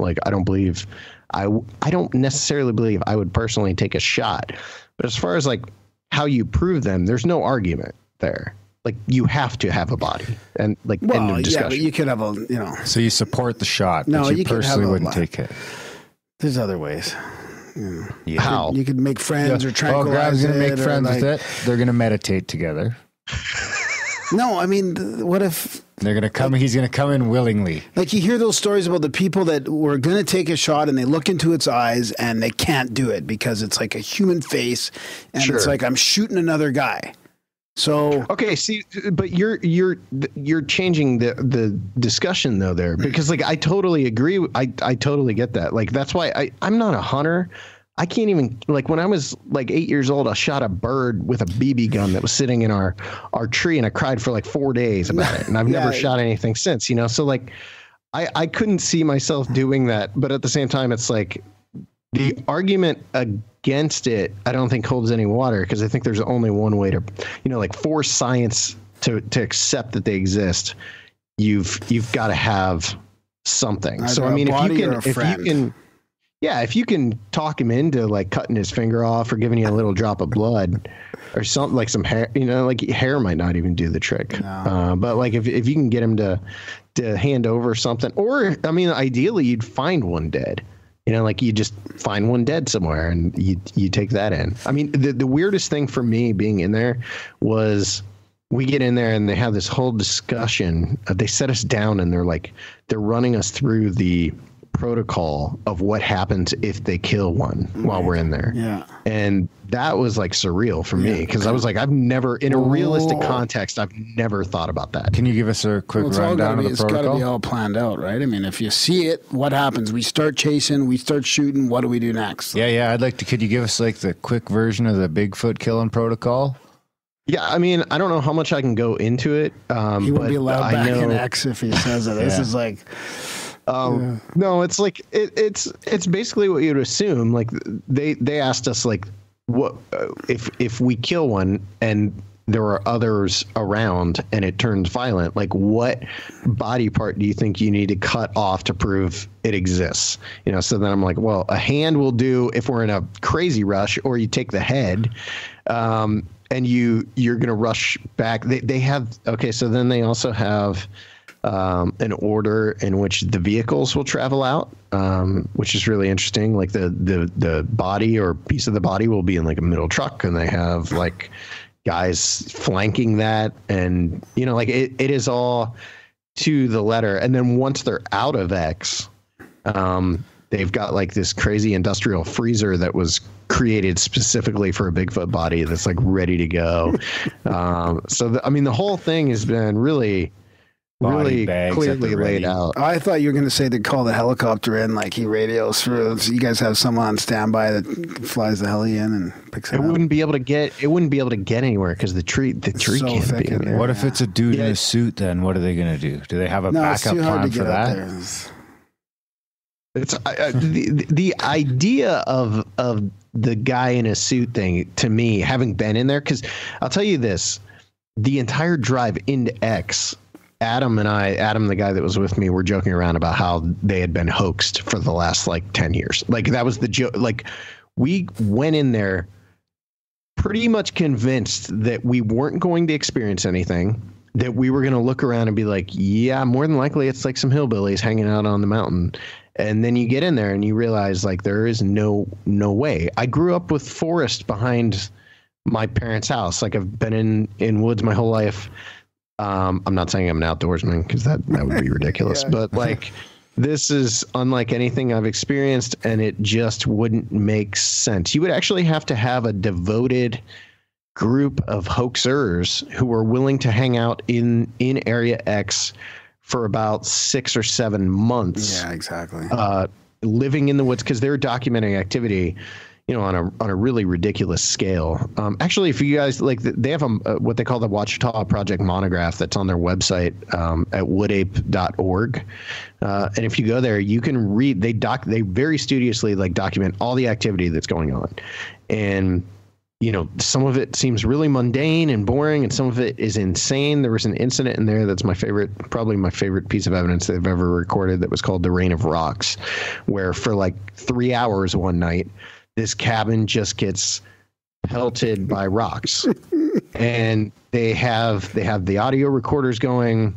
They're throwing rocks back up into the woods, and the rocks are coming back out of the woods.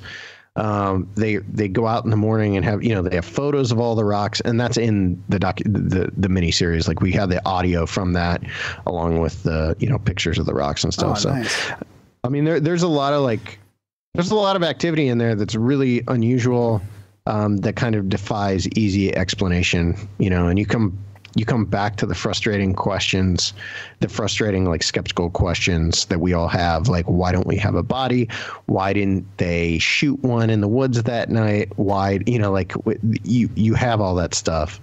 I have the answers for those. Endless questions. Of course you do. I'm less skeptical than you guys about this. I feel like there's enough stories of high strangeness that Sasquatch ain't going to be shot. We got our armchair researcher over they're here. Either slipping in and out of they got slipping in and out of dimensions, or they're just too good. Like your shirt says, they're the hide and seek world champions. I mean, they know what's going on. They're just playing with us. They just So these like guys, yeah, man, they got the telepathic stuff going on. I mean, you never know. Well, we should. Joe Rogan should have went there. And you can, yeah, that's the thing. Exactly, right? See, Joe did it all wrong. I mean, there's enough evidence out there, so much evidence, but there's also a lot of evidence that gets ignored by the nuts and bolts people because they want a physical specimen, but it's never going to happen. We should send you down there. I won't get in. They won't let me in. I'll take you. I'll take you next year. Look, he's you can't have that attitude. You got to be, I'm in. Look, it took him 3 years to get in there, and he's like a professional crypto filmmaker. I mean, there's no way. Oh, boy. I'd come. I would come check that shit out. It did go through my mind, though, if we were doing this like full time, we could travel for the show, like it would be fun to do that. It would, especially, I mean, maybe they might not let you in because of your no shoot policy. But I am okay with shooting. I'm not going to try and stop the shooting. I will point to where they should shoot. I'm on board.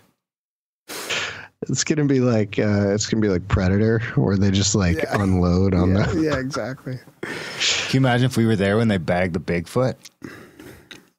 I mean, I don't know. I'd be scared that the government's coming to kill me or something. Yeah, that's why they have the protocol with the flanking cars. Going out. I mean, they're not. You know, when that happens, they're up against the Sasquatch and the government and the intelligence agencies, and I mean, everybody's after them at that point.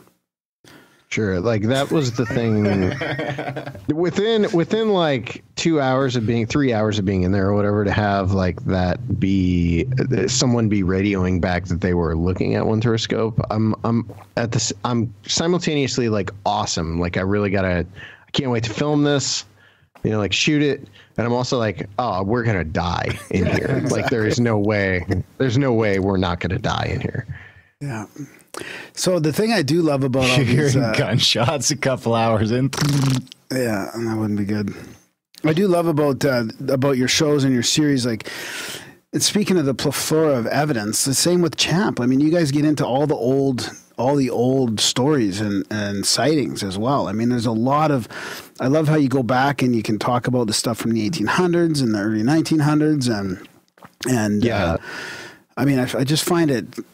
There's still people that question whether there's a possibility of these things being real, and yet there's just so much evidence out there. I mean, it's not proof, evidence, but I mean, it's right. You know, it's evidence of a type. Yeah. I mean, it's like circumstantial or whatever, but it's still the amount of it seems to matter to me. Yeah. No, that was one of my favorite things about On the Trail. Actually, that first episode of On the Trail of Champ is like entirely about that historical stuff. Yeah. The first 2 episodes of On the Trail of Bigfoot are all about that historical stuff, especially the first episode. It goes through like the Ape Canyon incident and like some of the early like wild man reports and all that like really weird like I grew up in Ohio, so here in Ohio we had a report from a newspaper article from 1869 about what they called the Gallipolis ape. And it was basically like this newspaper article that ran about this giant ape that jumped out of a tree and attacked this guy.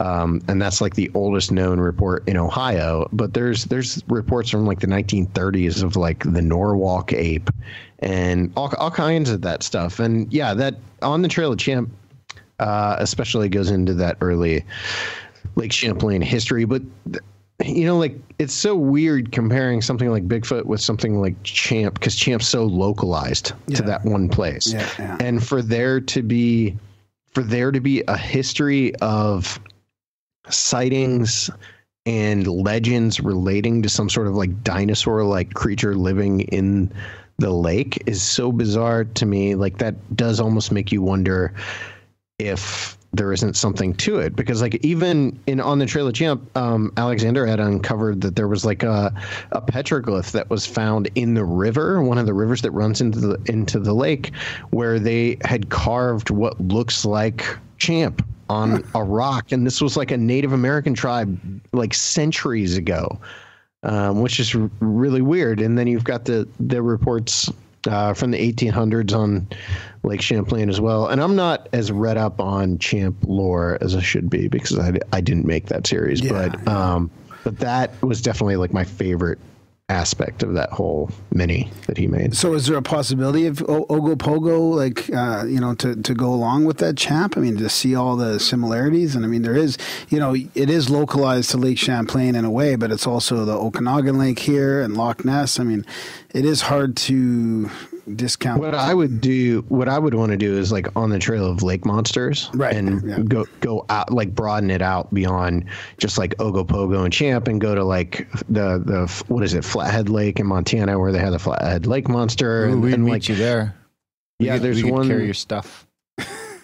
Well, this is like your second offer to carry my stuff on this one show. I might have to hire you at some point as like the small town monster Sherpa. That's right. That's exactly what I'm going for. There's some for. Bigfoot activity around here too. We have some friends that go out in the woods, not too far away, and they have sightings. Graham went once, but he got scared and didn't leave the tent. I went by myself, and I was scared shitless in the tent. Yeah, no, I could definitely see like doing something that looked at Lake Ogopogo is one of my favorites, by the way. Like that was when I was first getting into all this stuff. Ogopogo was one of the more not obscure, but like I'd never heard of it, and that was like one of the ones that really caught my attention, and I loved the design of it. The design of the creature that people come to see. If that makes sense. Yeah, we'll get a houseboat, head out on the Okanagan for a week. We'll find something. You're going to carry the houseboat. Would you go to Scotland too then? Is that where Loch Ness is in Scotland? Yeah, you'd have to. I would think if you're like really going to do a deep dive, no pun intended, but if you're going to do a deep dive into lake monsters, I think you have to go to Loch Ness. But I mean, like we're doing well, but we're not to the point where I feel like we can just be like, you know what, let's go international. Let's like start flying a whole crew over to Scotland. When I used to be into Loch Ness when I was a kid, I always pictured Scotland as being someplace else. And now when I look at that map and see how tiny Scotland is on the north tip of England and how little it is, and that lake's 27 miles long, it's just that could easily be part of the ocean. It becomes more feasible, I think. Oh, I see what you mean, yeah. It's just like it's practically the ocean. It's not like, when I was a kid, I think I thought Scotland was in Europe. Yeah. So over the last few years, did you, like with all these ones you're making, and you guys are obviously digging into all this evidence and there's lots of it. I mean, is there any overarching, I mean, how's your, like, just feel free to speculate, like how, and I know there's different things, each monster has its own maybe, reasoning for existing or whatever, but is there any overarching themes of what a lot of these cryptids are? Like, is there, is it military programs gone awry, or is it old animals that we don't realize are still living, that kind of thing? Like, is there anything? I mean, I think I have different theories about each one, but they're not going to be as exciting as some people might. Yeah. Like I really do tend to be pretty skeptical, and I don't. That's good. I don't think like a lot of the witnesses that are talking to us are lying to us or anything like that. But I just am skeptical on a lot of these. But I know the Mothman case always stands apart as like something that's really unusual because you had so many different, I mean, it's such a varied array of phenomena that kind of converged on Point Pleasant. Yeah. And, you had the Men in Black, and you had UFOs, and you had the Mothman itself. You had Bigfoot sightings going on in the same area as Mothman sightings. Like there was a Bigfoot sighting. There was a Bigfoot sighting that sounds like a Bigfoot crossed with a Mothman from 1967 in the TNT area in Point Pleasant. So it's like really unusual. There was like voices in the sky, and there's the zone of fear, which is like one of my favorite little side stories to the Mothman. That John Keel talked about in the Mothman prophecies, where he was out this one night walking through this area, and he was walking through the TNT area and walked into this area where all of a sudden he was just like stricken with fear. And he didn't even know if he could continue walking. Like he was so terrified, and he walked like 2 feet and it just went away. And he turned around and stepped back to where he just came from, and it hit him again. So he stepped back out and almost spent the night in the TNT area because he didn't want to walk back through this, what he called the zone of fear. I mean, there's like all of this weird stuff that was going on in Point Pleasant at that time. And for that, I really have no explanation. Like, I think Point Pleasant is a very interesting place because it sits on the Ohio River. It's kind of at one time it was an industrial hub.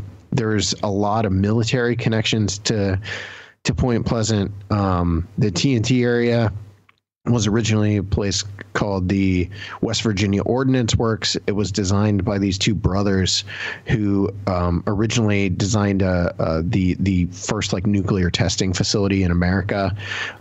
They then went on to design and build the West Virginia Ordnance Works, and when they were done there, they went out to work on Area 51. So like there's a really weird connection there with like high strangeness and UFOs and the paranormal. So on that story, I have nothing. We just made this movie, the Bray Road Beast, last year, you know, and like I went into this very reticent to do that story because I don't have much of an interest in the dogman phenomenon. I don't know why. I find the idea of like dogmen as some sort of undiscovered species kind of laughable. Like I can't biologically, it makes no sense like for there to be dogs running around on their tiny hind legs. So I just never could get into that. So we decided we were going to make this movie, The Bray Road Beast, and the entire shoot pretty much goes how you would expect. Like, witnesses telling us about their terrifying encounters, some really cool stories about the town, stuff like that. And then on the last day, we get the animal control officer for Walworth County, and Walworth County is where the Beast of Bray Road was being seen, outside of this town of Elkhorn. And John Frederickson was his name, and he had actually been getting werewolf reports going back to like the late 80s, and he kept a file that was marked werewolf in his file cabinet, and he had it was full of files about all these bizarre, not files, it was full of cases all about these bizarre sightings. And so we sit down to interview him, and he's telling us about what was in his folder. It was going exactly as you would imagine. And then one of my guys chimed in, and just apparently he had done some reading I hadn't done. He was like, "Can you talk about the occult stuff?" And John just like opened up about the fact that at the same time the Beast of Bray Road was being seen in the late 80s, early 90s, there was a ton of like really bizarre occult activity taking place around Walworth County, where they were finding these mutilated animal carcasses, usually in piles, back in the woods, with like hearts ripped out and testicles removed, like all kind of weird, like bizarre occult like stuff. And his personal belief was like these occult people had conjured some sort of demon, and that's what the Beast of Bray Road was, which might sound absurd, except for the fact that one of the oldest sightings of a dogman like creature in the state of Wisconsin is in the 1930s, and it took place at a I can't, the name of the actual institute is escaping me, but it was a mental institution not far from Elkhorn. And there was a night watchman on the grounds there who one night was like doing his rounds. Oh, I should probably preface this by saying that this institute, this mental institution, was surrounded by Indian burial mounds. And he was doing his rounds one night, and he came around this corner, and there was this dog man standing up on top of one of the mounds digging, and it heard him approaching, turned around, saw him, and walked away. He comes back the next night, and it's there again. And this time it starts walking toward him, muttering something, like something strange, almost like a proto-human language. Years passed, and Linda Godfrey was writing the Beast of Bray Road book. And this man's son, the night watchman's son, actually called Linda because he had seen the newspaper articles about the Beast of Bray Road. He called Linda and told her his father's story and mentioned this proto-human language or whatever and described what the creature was saying. And she realized immediately it had been saying the word Gadara, which is also the name of the town where Jesus cast the demons out of the swine, out of the demon possessed man that went into the swine that jumped off the cliff. So there's a weird connection there.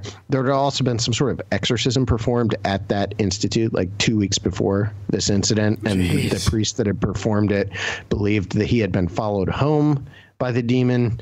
So there's all kinds of like that case I have no explanation for, because on the surface it seems like it's just people seeing some sort of werewolf-like creature, and then you start talking to people and all of a sudden there's like a cult-like activity and there's a possible local government cover-up of the occult-like activity. John actually eventually lost his job because he got in a very public argument with the local police over whether or not there was an occult, like whether or not the animal mutilations they were uncovering were, occult related. So I don't know. It all comes down to a specific case, and usually I come away from them with more questions than I have answers, and I never have a favorite theory except in the case of the Flatwoods Monster, which I 100% believe that the kids. Do you guys know that story with like the? Yeah, a little bit. Yep. No. Okay. Let's do a recap. Let's do a recap. See, this is the problem. I talk about these things like everyone knows what I'm talking about, because the Flatwoods Monster is pretty famous, and it's got to do with UFOs as well, doesn't it? Or yeah. The Flatwoods Monster case. So this happened in 1952 in Flatwoods, West Virginia. Flatwoods is one of my favorite places. I had one of the greatest days of my life in Flatwoods this past year. But anyway, these kids were like playing football in this valley, and they see this object streak across the sky and come to a landing on top of a hill. I'm blowing through this because otherwise I'm going to be here all night. Yeah. They see this object streak across the sky, land on top of this hill. The kids go up the hill to investigate what's there, and when they get up there, they see this massive, like 11 to 13 foot tall mechanical being, is how I would put it. Standing under a tree. They run off down the hill, and the story kind of passes into legend. And it's very difficult to tell what aspects of that story are true and which were created by the people that investigated it at that time, or just kind of have been tweaked so much over the years in the retelling.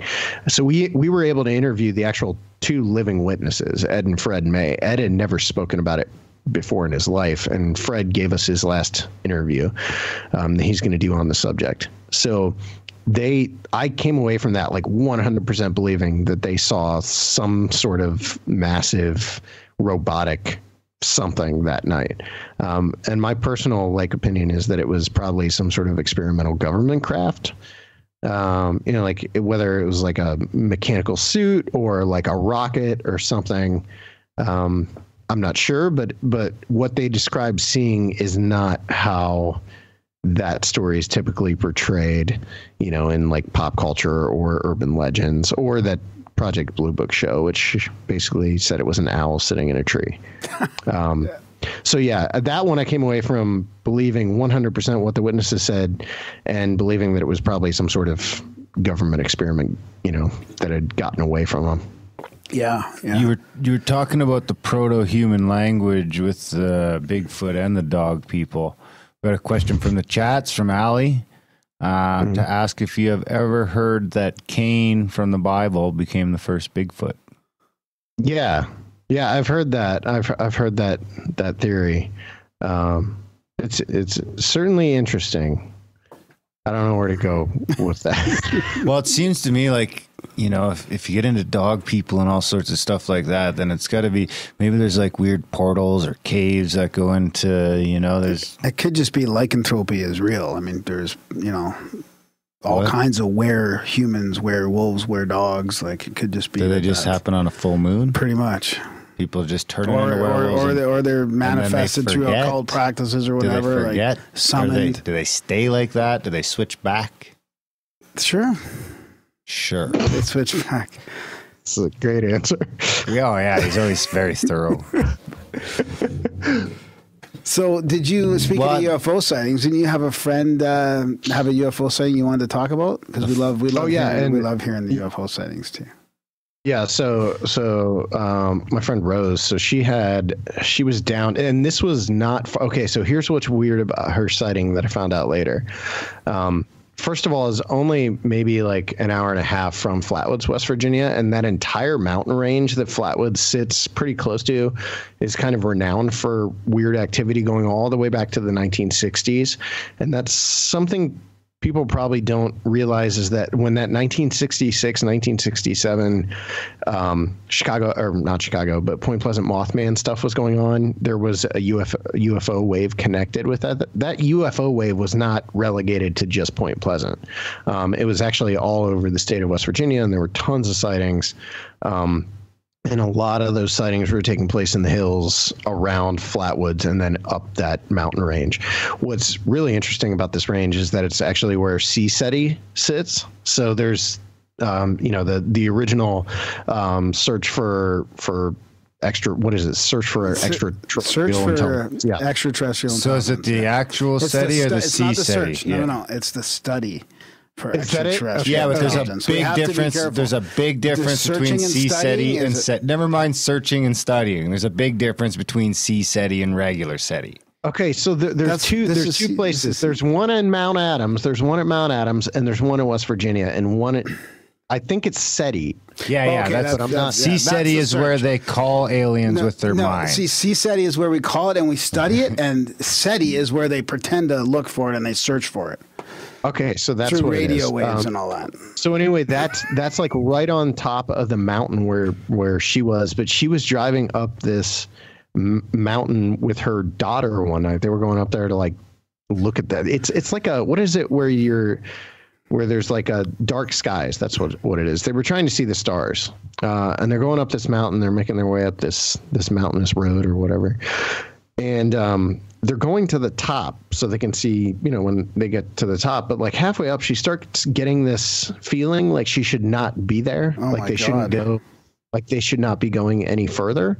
So it gets so bad that she is done. She's going to turn around and head back down. So she's turning her car around in the middle of the road. And as she like puts the car in reverse or whatever and starts backing up, she notices some sort of strange light in the sky, and she looks up, and there's just this massive craft very slowly like moving over the road above them. And she looks like directly at this thing. What's really strange is she asked her daughter if she saw it, and her daughter said no, but it was like very clearly right there. But she freaked out and took off, back down the mountain. And she became like, after it happened, she became super enamored with the entire thing. And she was like going to build this model of it because she couldn't stop thinking about it. She didn't finish the model though. She's got to finish that model at some point. A picture of Transformer. I keep thinking of like, the Close Encounters of the Third Kind, where he builds the mountain out of mashed potatoes. Yeah. But like it was that kind of like, you're so into the experience, which I totally get now, having heard a weird sound in the woods in Oklahoma and being obsessed with replaying it in my mind for the last however many months. So what was the shape of it again? I think she did say it was kind of round. But the thing that stood out to me was she said it had these blue lights all around it and seemingly like inside of it. So it was almost like a blue glow as it went overhead. But she said the size of it was what was really like shocking. It's weird that she got the feeling first too. That's the crazy thing. Yeah. And that's what we had talked about. It was like, what would have happened if she actually went to the top of the mountain? Yeah. Like that's if she missed out on that opportunity. You call UFOs with your mind, but that's the crazy thing. So obviously you should get that first, shouldn't you? No, the feeling should come before. No, not of fear. Not that you shouldn't be there. Like that's a negative feeling. So what mountain range is that again? So it's the mountain range itself. I have no idea. I just know that if you go on a map to Flatwoods, you can trace that same mountain all the way from Flatwoods up to SETI. And it's like west. It's in a strange place because Flatwoods is kind of in the smack dab middle of the state, and this is further north. West Virginia is a weird place, man, because like they've got. It's not just like the Mothman and the Flatwoods Monster. They've also got, you know, the Grafton Monster. They've got so many bizarre like folk tales and folk legends and stuff around there. But the UFO like waves that have hit there over the years are that's a subject I really want to tackle at some point because I'm super fascinated by that. Yeah. And we're making On the Trail of UFOs next, which we just announced last night. So I'm 100% sure we're going to get to West Virginia and cover some of that. Yeah, that's great. There's a lot of. I'd love to hear about the Hudson Valley flaps. Those seem so awesome I think it was the 70s and 80s. That's such a cool place too, man. The Hudson Valley is there's a few places we filmed where there is a very specific atmosphere as soon as you get there, and the Hudson Valley is like one of those places that's just like dripping with bizarre atmosphere. You know, the Egyptians have all those dog fucking headed people on all their shit, right? Yeah, those are the words that I actually wrote in the script about the Egyptian people and their dog-headed things. You know, I remember that from the movie Stargate, right? It was the dog-headed stuff that came through the Stargate, and it was like the mask to breathe with. Yeah. Anubis. Maybe there's something more to it. Anubis, yeah. Anubis was the god of the dead, too. We talked about, I mean, in our Bray Road Beast movie is actually like free on Amazon Prime, so check it out if you have Amazon Prime. But we talked about like the werewolf lore around the world, not just the United States. Oh, cool. Yeah. So what are you going to work with other people in the UFO, the search on the trail of the UFOs or something like that? Or? Yeah. Actually, I'm done. I'm on camera. I was like in front of the camera a lot on the trail of Bigfoot, and I hated it because I had to edit it later, and I'm just staring at my fat face nonstop while I'm editing it, and I can't do it. So my friend Shannon Legros, who does the Into the Fray show, she's gonna be in it. Awesome. And we'll put her on camera because she looks better than me. So she'll be like the lead on that show, and then we're starting to contact, you know, some of the people that we want to have involved in it. We're giving ourselves with that one. We're going to give ourselves plenty of lead time because there's going to be a lot of work, you know, to do on it. It's going to end up being 3 or 4 hours worth of film, so it's going to take a lot of planning. That's a tough one. You could go in so many different directions with that. I mean, how are you going to focus on something? We're still discussing it. We're still discussing it because like On the Trail of Bigfoot is still similar to what we do with the films in that a lot of it, at least the first 2 or 3 episodes, is very focused on like that history, and then it gets investigative. But with the UFO subject, I feel like there's already been so much done about the history of it that I kind of would rather just get right into like the investigative side of it. Yep. So we still have to, we'll figure it out. Like it's going to take a little bit of planning though this time around. I'm not going to be able to do what I usually do is I just grab a camera and hope for the best. Yeah. And I think this is probably a situation where that's not going to work out. Yeah. Hopefully, hopefully do some find some contemporary cases and sightings that haven't been done to death, and maybe even, you know, join some of like our C5 groups, and we'll take you out, meditate, see some shit up in the sky. I'll carry your stuff. It if you want. I'll carry your stuff for you. Get some real live experience and footage happening. Cool. But if you're going to do that, seriously, you should probably go to the Contact of the Desert one with like Stephen Greer instead of grabbing his buddies. Just a thought. But if you do decide to come to Canada, I'll carry your stuff. But if I go to Contact in the Desert, there's literally no one there to carry my stuff. So. Oh, you know what? We could do that. You come to Calgary, and we'll do Bigfoot, Ogopogo, and C-SETI. Yeah, and C5. Yeah, C5. C5. Yeah. C5 now. Wait, what? C5 instead of like C-SETI is like, you know, Greer's brand, right? The Center for the Study of Extraterrestrial Intelligence. But the groups around the world are in different sort of different groups, and there's CE5 is like the generic Close Encounters of the Fifth Kind. Oh, okay. So I'm trying not to pigeonhole it in as a CSETI thing. It's more just in general. There's a bunch of different global groups that are performing their own sort of contact. So cool. We're doing our own In the Trail of. You can enter me Graham for your show. We just don't videotape it or anything like that. You see the things, and it's very hard to get any footage. It's like, so I don't even bother.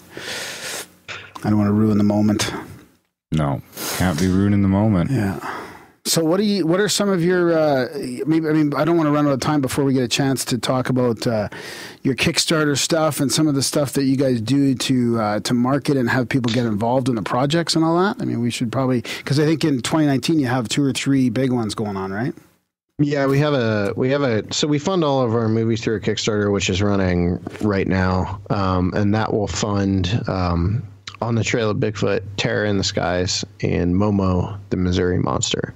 And that launched a couple of weeks ago. Our asking goal was like 35,000. It's up to 52 something as of tonight. So that's awesome. Yeah, we were like 100% funded in the first 15 hours, which was awesome. Having said that, if you want to back, you can get a free T-shirt if we get to the next stretch goal. So we are trying to get we're up to stretch goal number 4 because we keep adding stretch goals and they just keep getting blown out of the water. So now so we're adding like a free Terror in the Skies T-shirt. But basically, the Kickstarter campaign will fund everything we do this year until the money runs out, and I just start paying for it out of our own pocket, which is cool too. Like I never expected to be at the point where we are now, where we can do this the way we are, and we're sort of supported by the community that surrounds us. That's pretty amazing. And I also think it's born out of the fact that like people just want to have like quality video or films about like these subjects, and it just doesn't exist on like network television. So they can kind of fund what we're doing and feel like they're getting, they get to be a part of it, and they're helping create the type of content they want to watch. Cancel their cable and get 5 or 10 of their favorite productions like yourself and support that and stuff. Podcasts too. Yeah, podcasts. But so I mean, for real, like I think in a lot of fields beyond just like the paranormal, but especially in this world, like people should do that. Like you're going to have to support the indie stuff to get the type of content you want, because the stuff on TV is all the same. And unfortunately, I mean, even seeing this trickle down to some of the indie productions, where the indie productions are just creating their own version of what is on TV. So the good thing about STM is we do what we do, and it's the most blatantly obvious thing, but like we just retell the stories that we all love in a way that's hopefully exciting and, cinematic and visually interesting. And hopefully it's original enough that people feel like they're getting something different than what they, would get watching some guys run through the woods and do wood knocks and scream at Bigfoot or whatever. Yeah, exactly. What about this Terror in the Sky? Like, what's the gist of that? It sounds a little. I heard you talking about it, and it seems a little horror based and all that. And is that an area that you guys are willing to go down now on the more scary side of things? Well, it's not. Bray actually Road was too. Bray Road definitely is like probably the most horror sort of steeped thing we've done. And some of that had to do with the fact that like last year we were contacted by Adam Wingard, who is directing the King Kong versus Godzilla movie. He directed the Blair Witch sequel a couple years ago, and VHS and VHS 2 and all that stuff. He's like a big Small Town Monsters fan apparently. So he had like flown me out to LA back in July of last year. And I just like picked up on all this, like hanging out with him. I learned a lot about horror, and it happened to be at a point where we were kind of like working on the edit for Bray Road Beast. So I think some of that's seeped into that film, like that kind of like horror vibe, but actually Terror in the Skies is like the least horrific thing we've made. It's actually like much more rooted in like my love for like 1980s Spielberg. Like if you're looking for like a specific kind of tone, it's more like, actually my friend Adam said almost whimsical at times. So it's a little less scary. Oh, okay. Despite the name Terror in the Skies. There will be some scary, like there's definitely a couple creepy animated sequences, but the movie is focused on the winged cryptid phenomenon in the state of Illinois, starting with the Piasaw legend, which is this giant mural that sits on one of the river bluffs overlooking the Mississippi River in Alton, Illinois, of this giant winged creature that supposedly devoured men there for centuries back in the day. So we tell that story, and then we tell the story of the 1948 Alton, Illinois Thunderbird flap, which was like there was a massive wave of like Thunderbird sightings around Alton for about 2 weeks during 1948. And then we go up to the central Illinois and tell 3 different stories there, including the Lawndale, Illinois Thunderbird abduction, which was like there was this little kid that was playing outside his house and he was actually picked up by a Thunderbird and carried like 10 feet. So we tell that story, and then we get into the Chicago Mothman subject as well in the final chapter of the movie. So it takes you through the whole history of Illinois' winged cryptids, and we cover the gamut from like winged humanoids to Mothman and Thunderbirds and all that stuff. Nice. Ever come across any dragon tales at all? So the only dragon tale that immediately springs to mind is we made a movie called Invasion on Chestnut Ridge, which also is free on Amazon Prime. Okay. It's actually, if you have Tubi TV, it's on there too. So you can check those out. But there was a sighting of a dragon on the Chestnut Ridge in Pennsylvania that we briefly mention in that film. But I mean, the Chestnut Ridge is known for pretty much some of the weirdest activity on the planet. It's like a slightly larger version of Skinwalker Ranch. Oh, wow. Where's that? In Illinois? That's in Pennsylvania, actually. Pennsylvania, okay. Yeah, I just drove. It's funny. I drove to Baltimore last weekend, and I followed the ridge for like 50 miles, and I kept waiting. I was like, there's got to be something that's going to happen to me. Right on. All right. Do you have any other questions, Darren, or do you have anything else you want to mention? No, I can't wait to. Yeah, I'm gonna watch the Bigfoot. Can I watch the Bigfoot movie now? No, it's not. No, it comes out on March 29th. So okay, but hit me up, and if you guys want to like do a review or like talk about it or something, I will send you all the episode links and you can watch it early. Awesome. Yeah, that's. Oh yeah, good. We can talk about it before the launch. Yeah, we'll do that for sure. I'm eager to see this Bigfoot footage. Yeah, it just seems like the Bigfoot's always a staple here because it's. I grew up near Harrison Hot Springs. I mean, there's a bunch of it's all. There's a lot of Sasquatch lore and myth around here. Yeah, we're right from the Rocky Mountains, and we got buddies in Seattle down there too. Yeah, don't let me forget. Just like shoot me an email, and I'll send you all the links. Sure. Is there anything else you want to mention before we let you go? No, not really. Thanks for having me again. I like being on my friend's favorite show. Right on. That's awesome. Your friend has great taste. Obviously, she's chosen you as a friend and us as a podcast. I mean, you can't beat that. Yeah. I'll come back anytime. I can't wait to see the Bigfoot movie. Yeah. And if you're ever in the neighborhood, Montana, Washington, BC, Alberta, we like to go for long drives. We like to go for drives, and we like to carry stuff. So. Graham's not very good at carrying stuff. Don't tell him that. He gets a little upset, but I make up for it. Thanks for having me, guys. Right on. Anytime. Okay, take care. Have a good night. Yep. Catch you later. See ya. Keep talking. Why do you always stop talking? And that was a chat with Seth Breedlove. What do you think? That was good. Yeah, it was awesome. That was fun. That was a fun one. Yeah. I forgot all about the last one. I hope he's okay with our antics in here. Sometimes we're a little silly for our guests, but whatever. This is a fun topic where we could be in a way. We could be silly every topic. That's the beauty about having your own show. That's right. You can do whatever you want. Not having to worry about anything like Seth that. is great. He had great hair. I can't wait to see the Bigfoot movie. Yeah, that's pretty cool. See, it's just too much work to be making videos like that. You see, it's a full-time job for those guys. They need $50,000. We haven't made $50,000 in the lifetime of the show. We can't be doing video stuff. This is the best it gets. The webcam on the TV. That's what we can afford.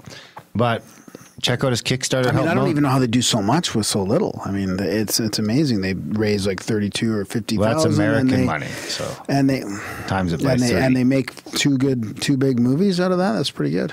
It really makes you wonder what the fuck Hollywood's up to with their $100 million mega productions, right? Totally. Yeah. There's some great On the Trail of Champ is awesome as well, and even though that one guy did it all himself, it sure doesn't seem like that. And then they've got the other documentaries which are great. So lots of good stuff. Absolutely. Yeah. Hopefully they make it to town sometime. Ogopogo, we could do that. Yeah. So Flatwoods is right down in Montana. We should go down there. No. Flatwoods isn't. No. Flatwoods is somewhere else.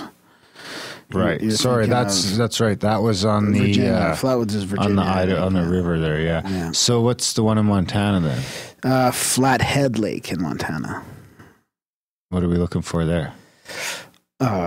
Sea monsters. Yes. Dragons. Yeah. I was trying to remember when you mentioned dragons because I was watching something the other day that had some sort of explanation for ancient dragons, and I can't remember what it was. Dinosaurish. Or comets. Oh, maybe, yeah. Thinking fire-breathing dragons are like comets. Anyway, what about all the Chinese lore and all the fancy dragon? I don't know. We should have a dragon guy on. Let's do it. Is there dragon guys? I was wondering that myself one day. That's fine. If anyone knows a good dragon guy out there, let us know. We want to have a dragon guy on.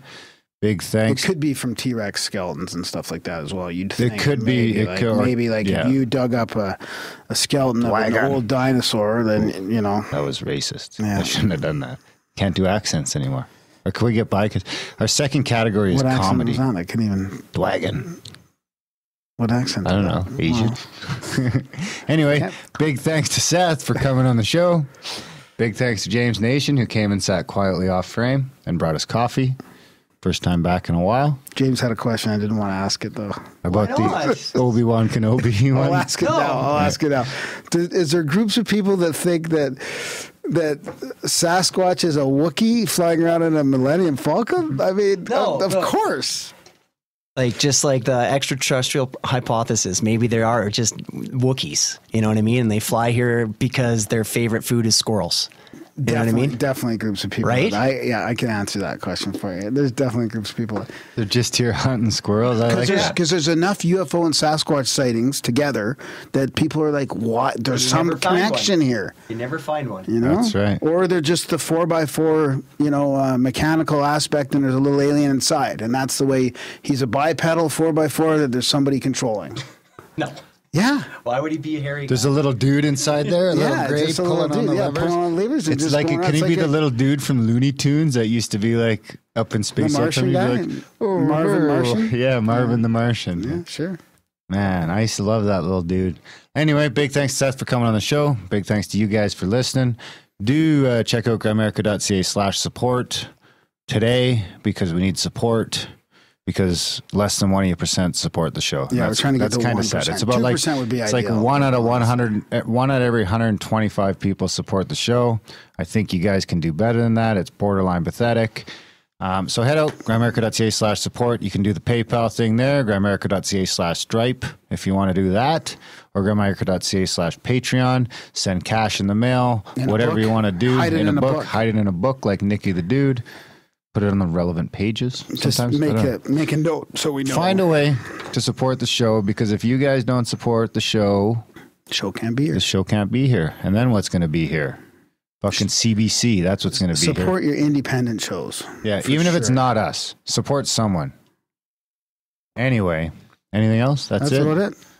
All right, guys. Thanks for listening, and we will see you next week.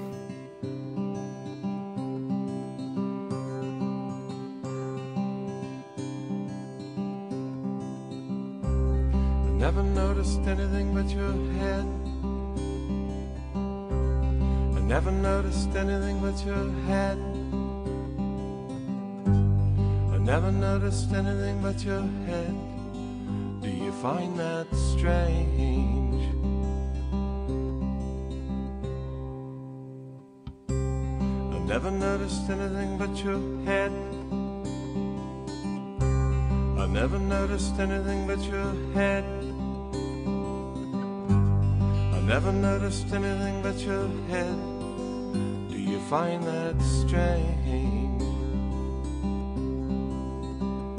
It's in your eyes, in your ears, in your smile, and in your tears. It's in your face, in your hair, in your voice, and in your stare. I never noticed anything but your head. I never noticed anything but your head. I never noticed anything but your head. Do you find that strange? And I don't wanna go on living without you. You might as well put me on the side of the road like a pile of debris. And I don't wanna think there's ever gonna be a winner or a loser, 'cause I know a lot of it you did for me. You helped me. You helped me breathe.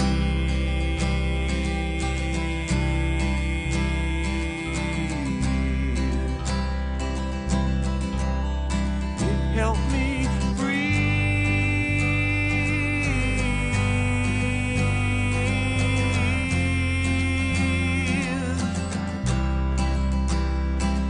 And falling from the highest cliff, and just when you and your body are about to hit the ground, you find out that you can fly high.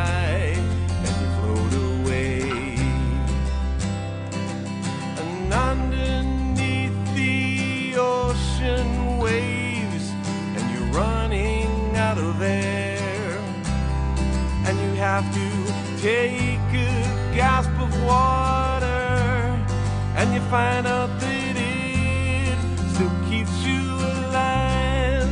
It's in your eyes, it's in your ears, it's in your smile, it's in your it's in your face, it's in your hair, it's in your voice, it's in your stare. And I don't wanna go on living without you. You might as well put me on the side of the road like a pile of debris. And I don't wanna think there's ever gonna be a winner or a loser. Everything you didn't know, a lot of it was for me.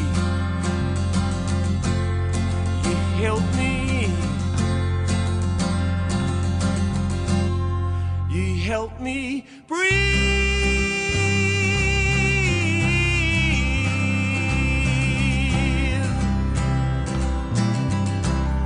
You helped me.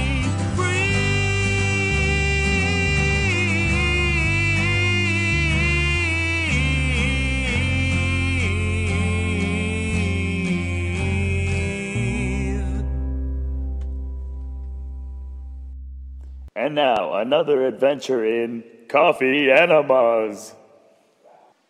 Oh, man. Oh, God. Oh, you just gotta get in the washroom. Okay, almost there. Oh, one more step. Okay. Oh, God. I just gotta get these pants off. Oh, it's here! Oh, it's over. Oh, thank God. It's over. Well, all right then.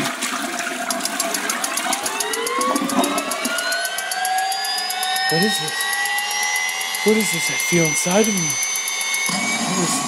All this power. All this invigorating energy. I I feel like I can arm wrestle a moose. I gotta get going. I gotta move. I gotta run. Oh my God.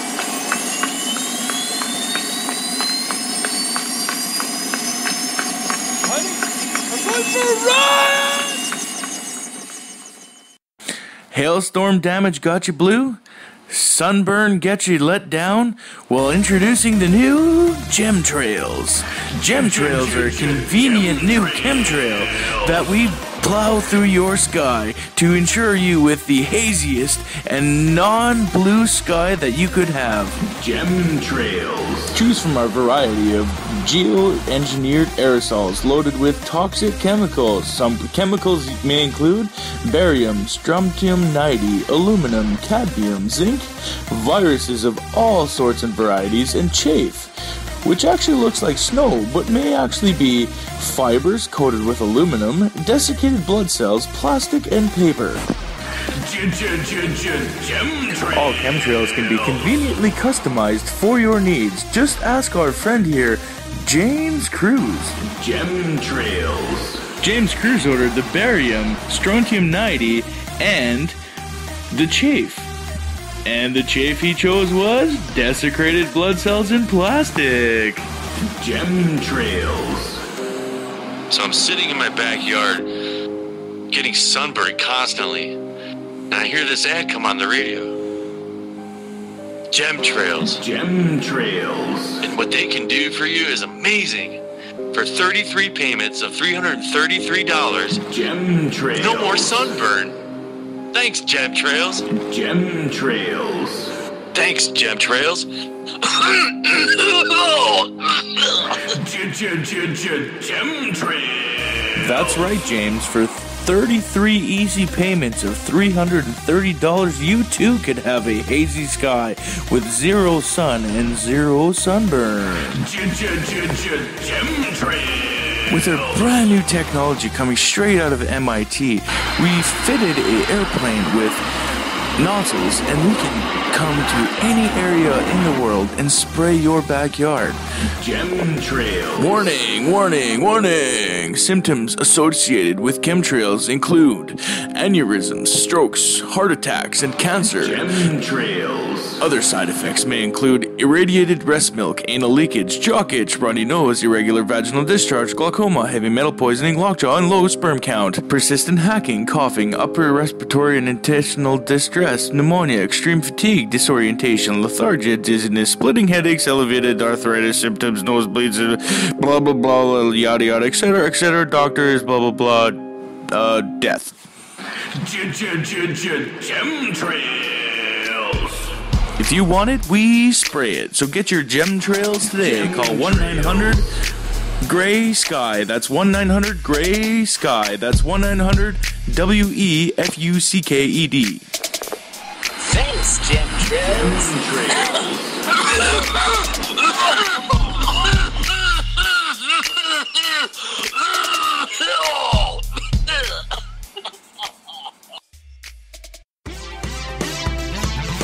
Remember when you used to buy DVDs for $20 a piece? Now that very same DVD is somewhere in a landfill next to a rotten piece of cheese. But you know Grimerica has way more longevity than a piece of shit DVD. So, donate to Grimerica. It'll feel real good. Donate to Grimerica. All will be right with the world. Donate to Grimerica. It'll feel real good. Donate to Grimerica. All will be right with the universe.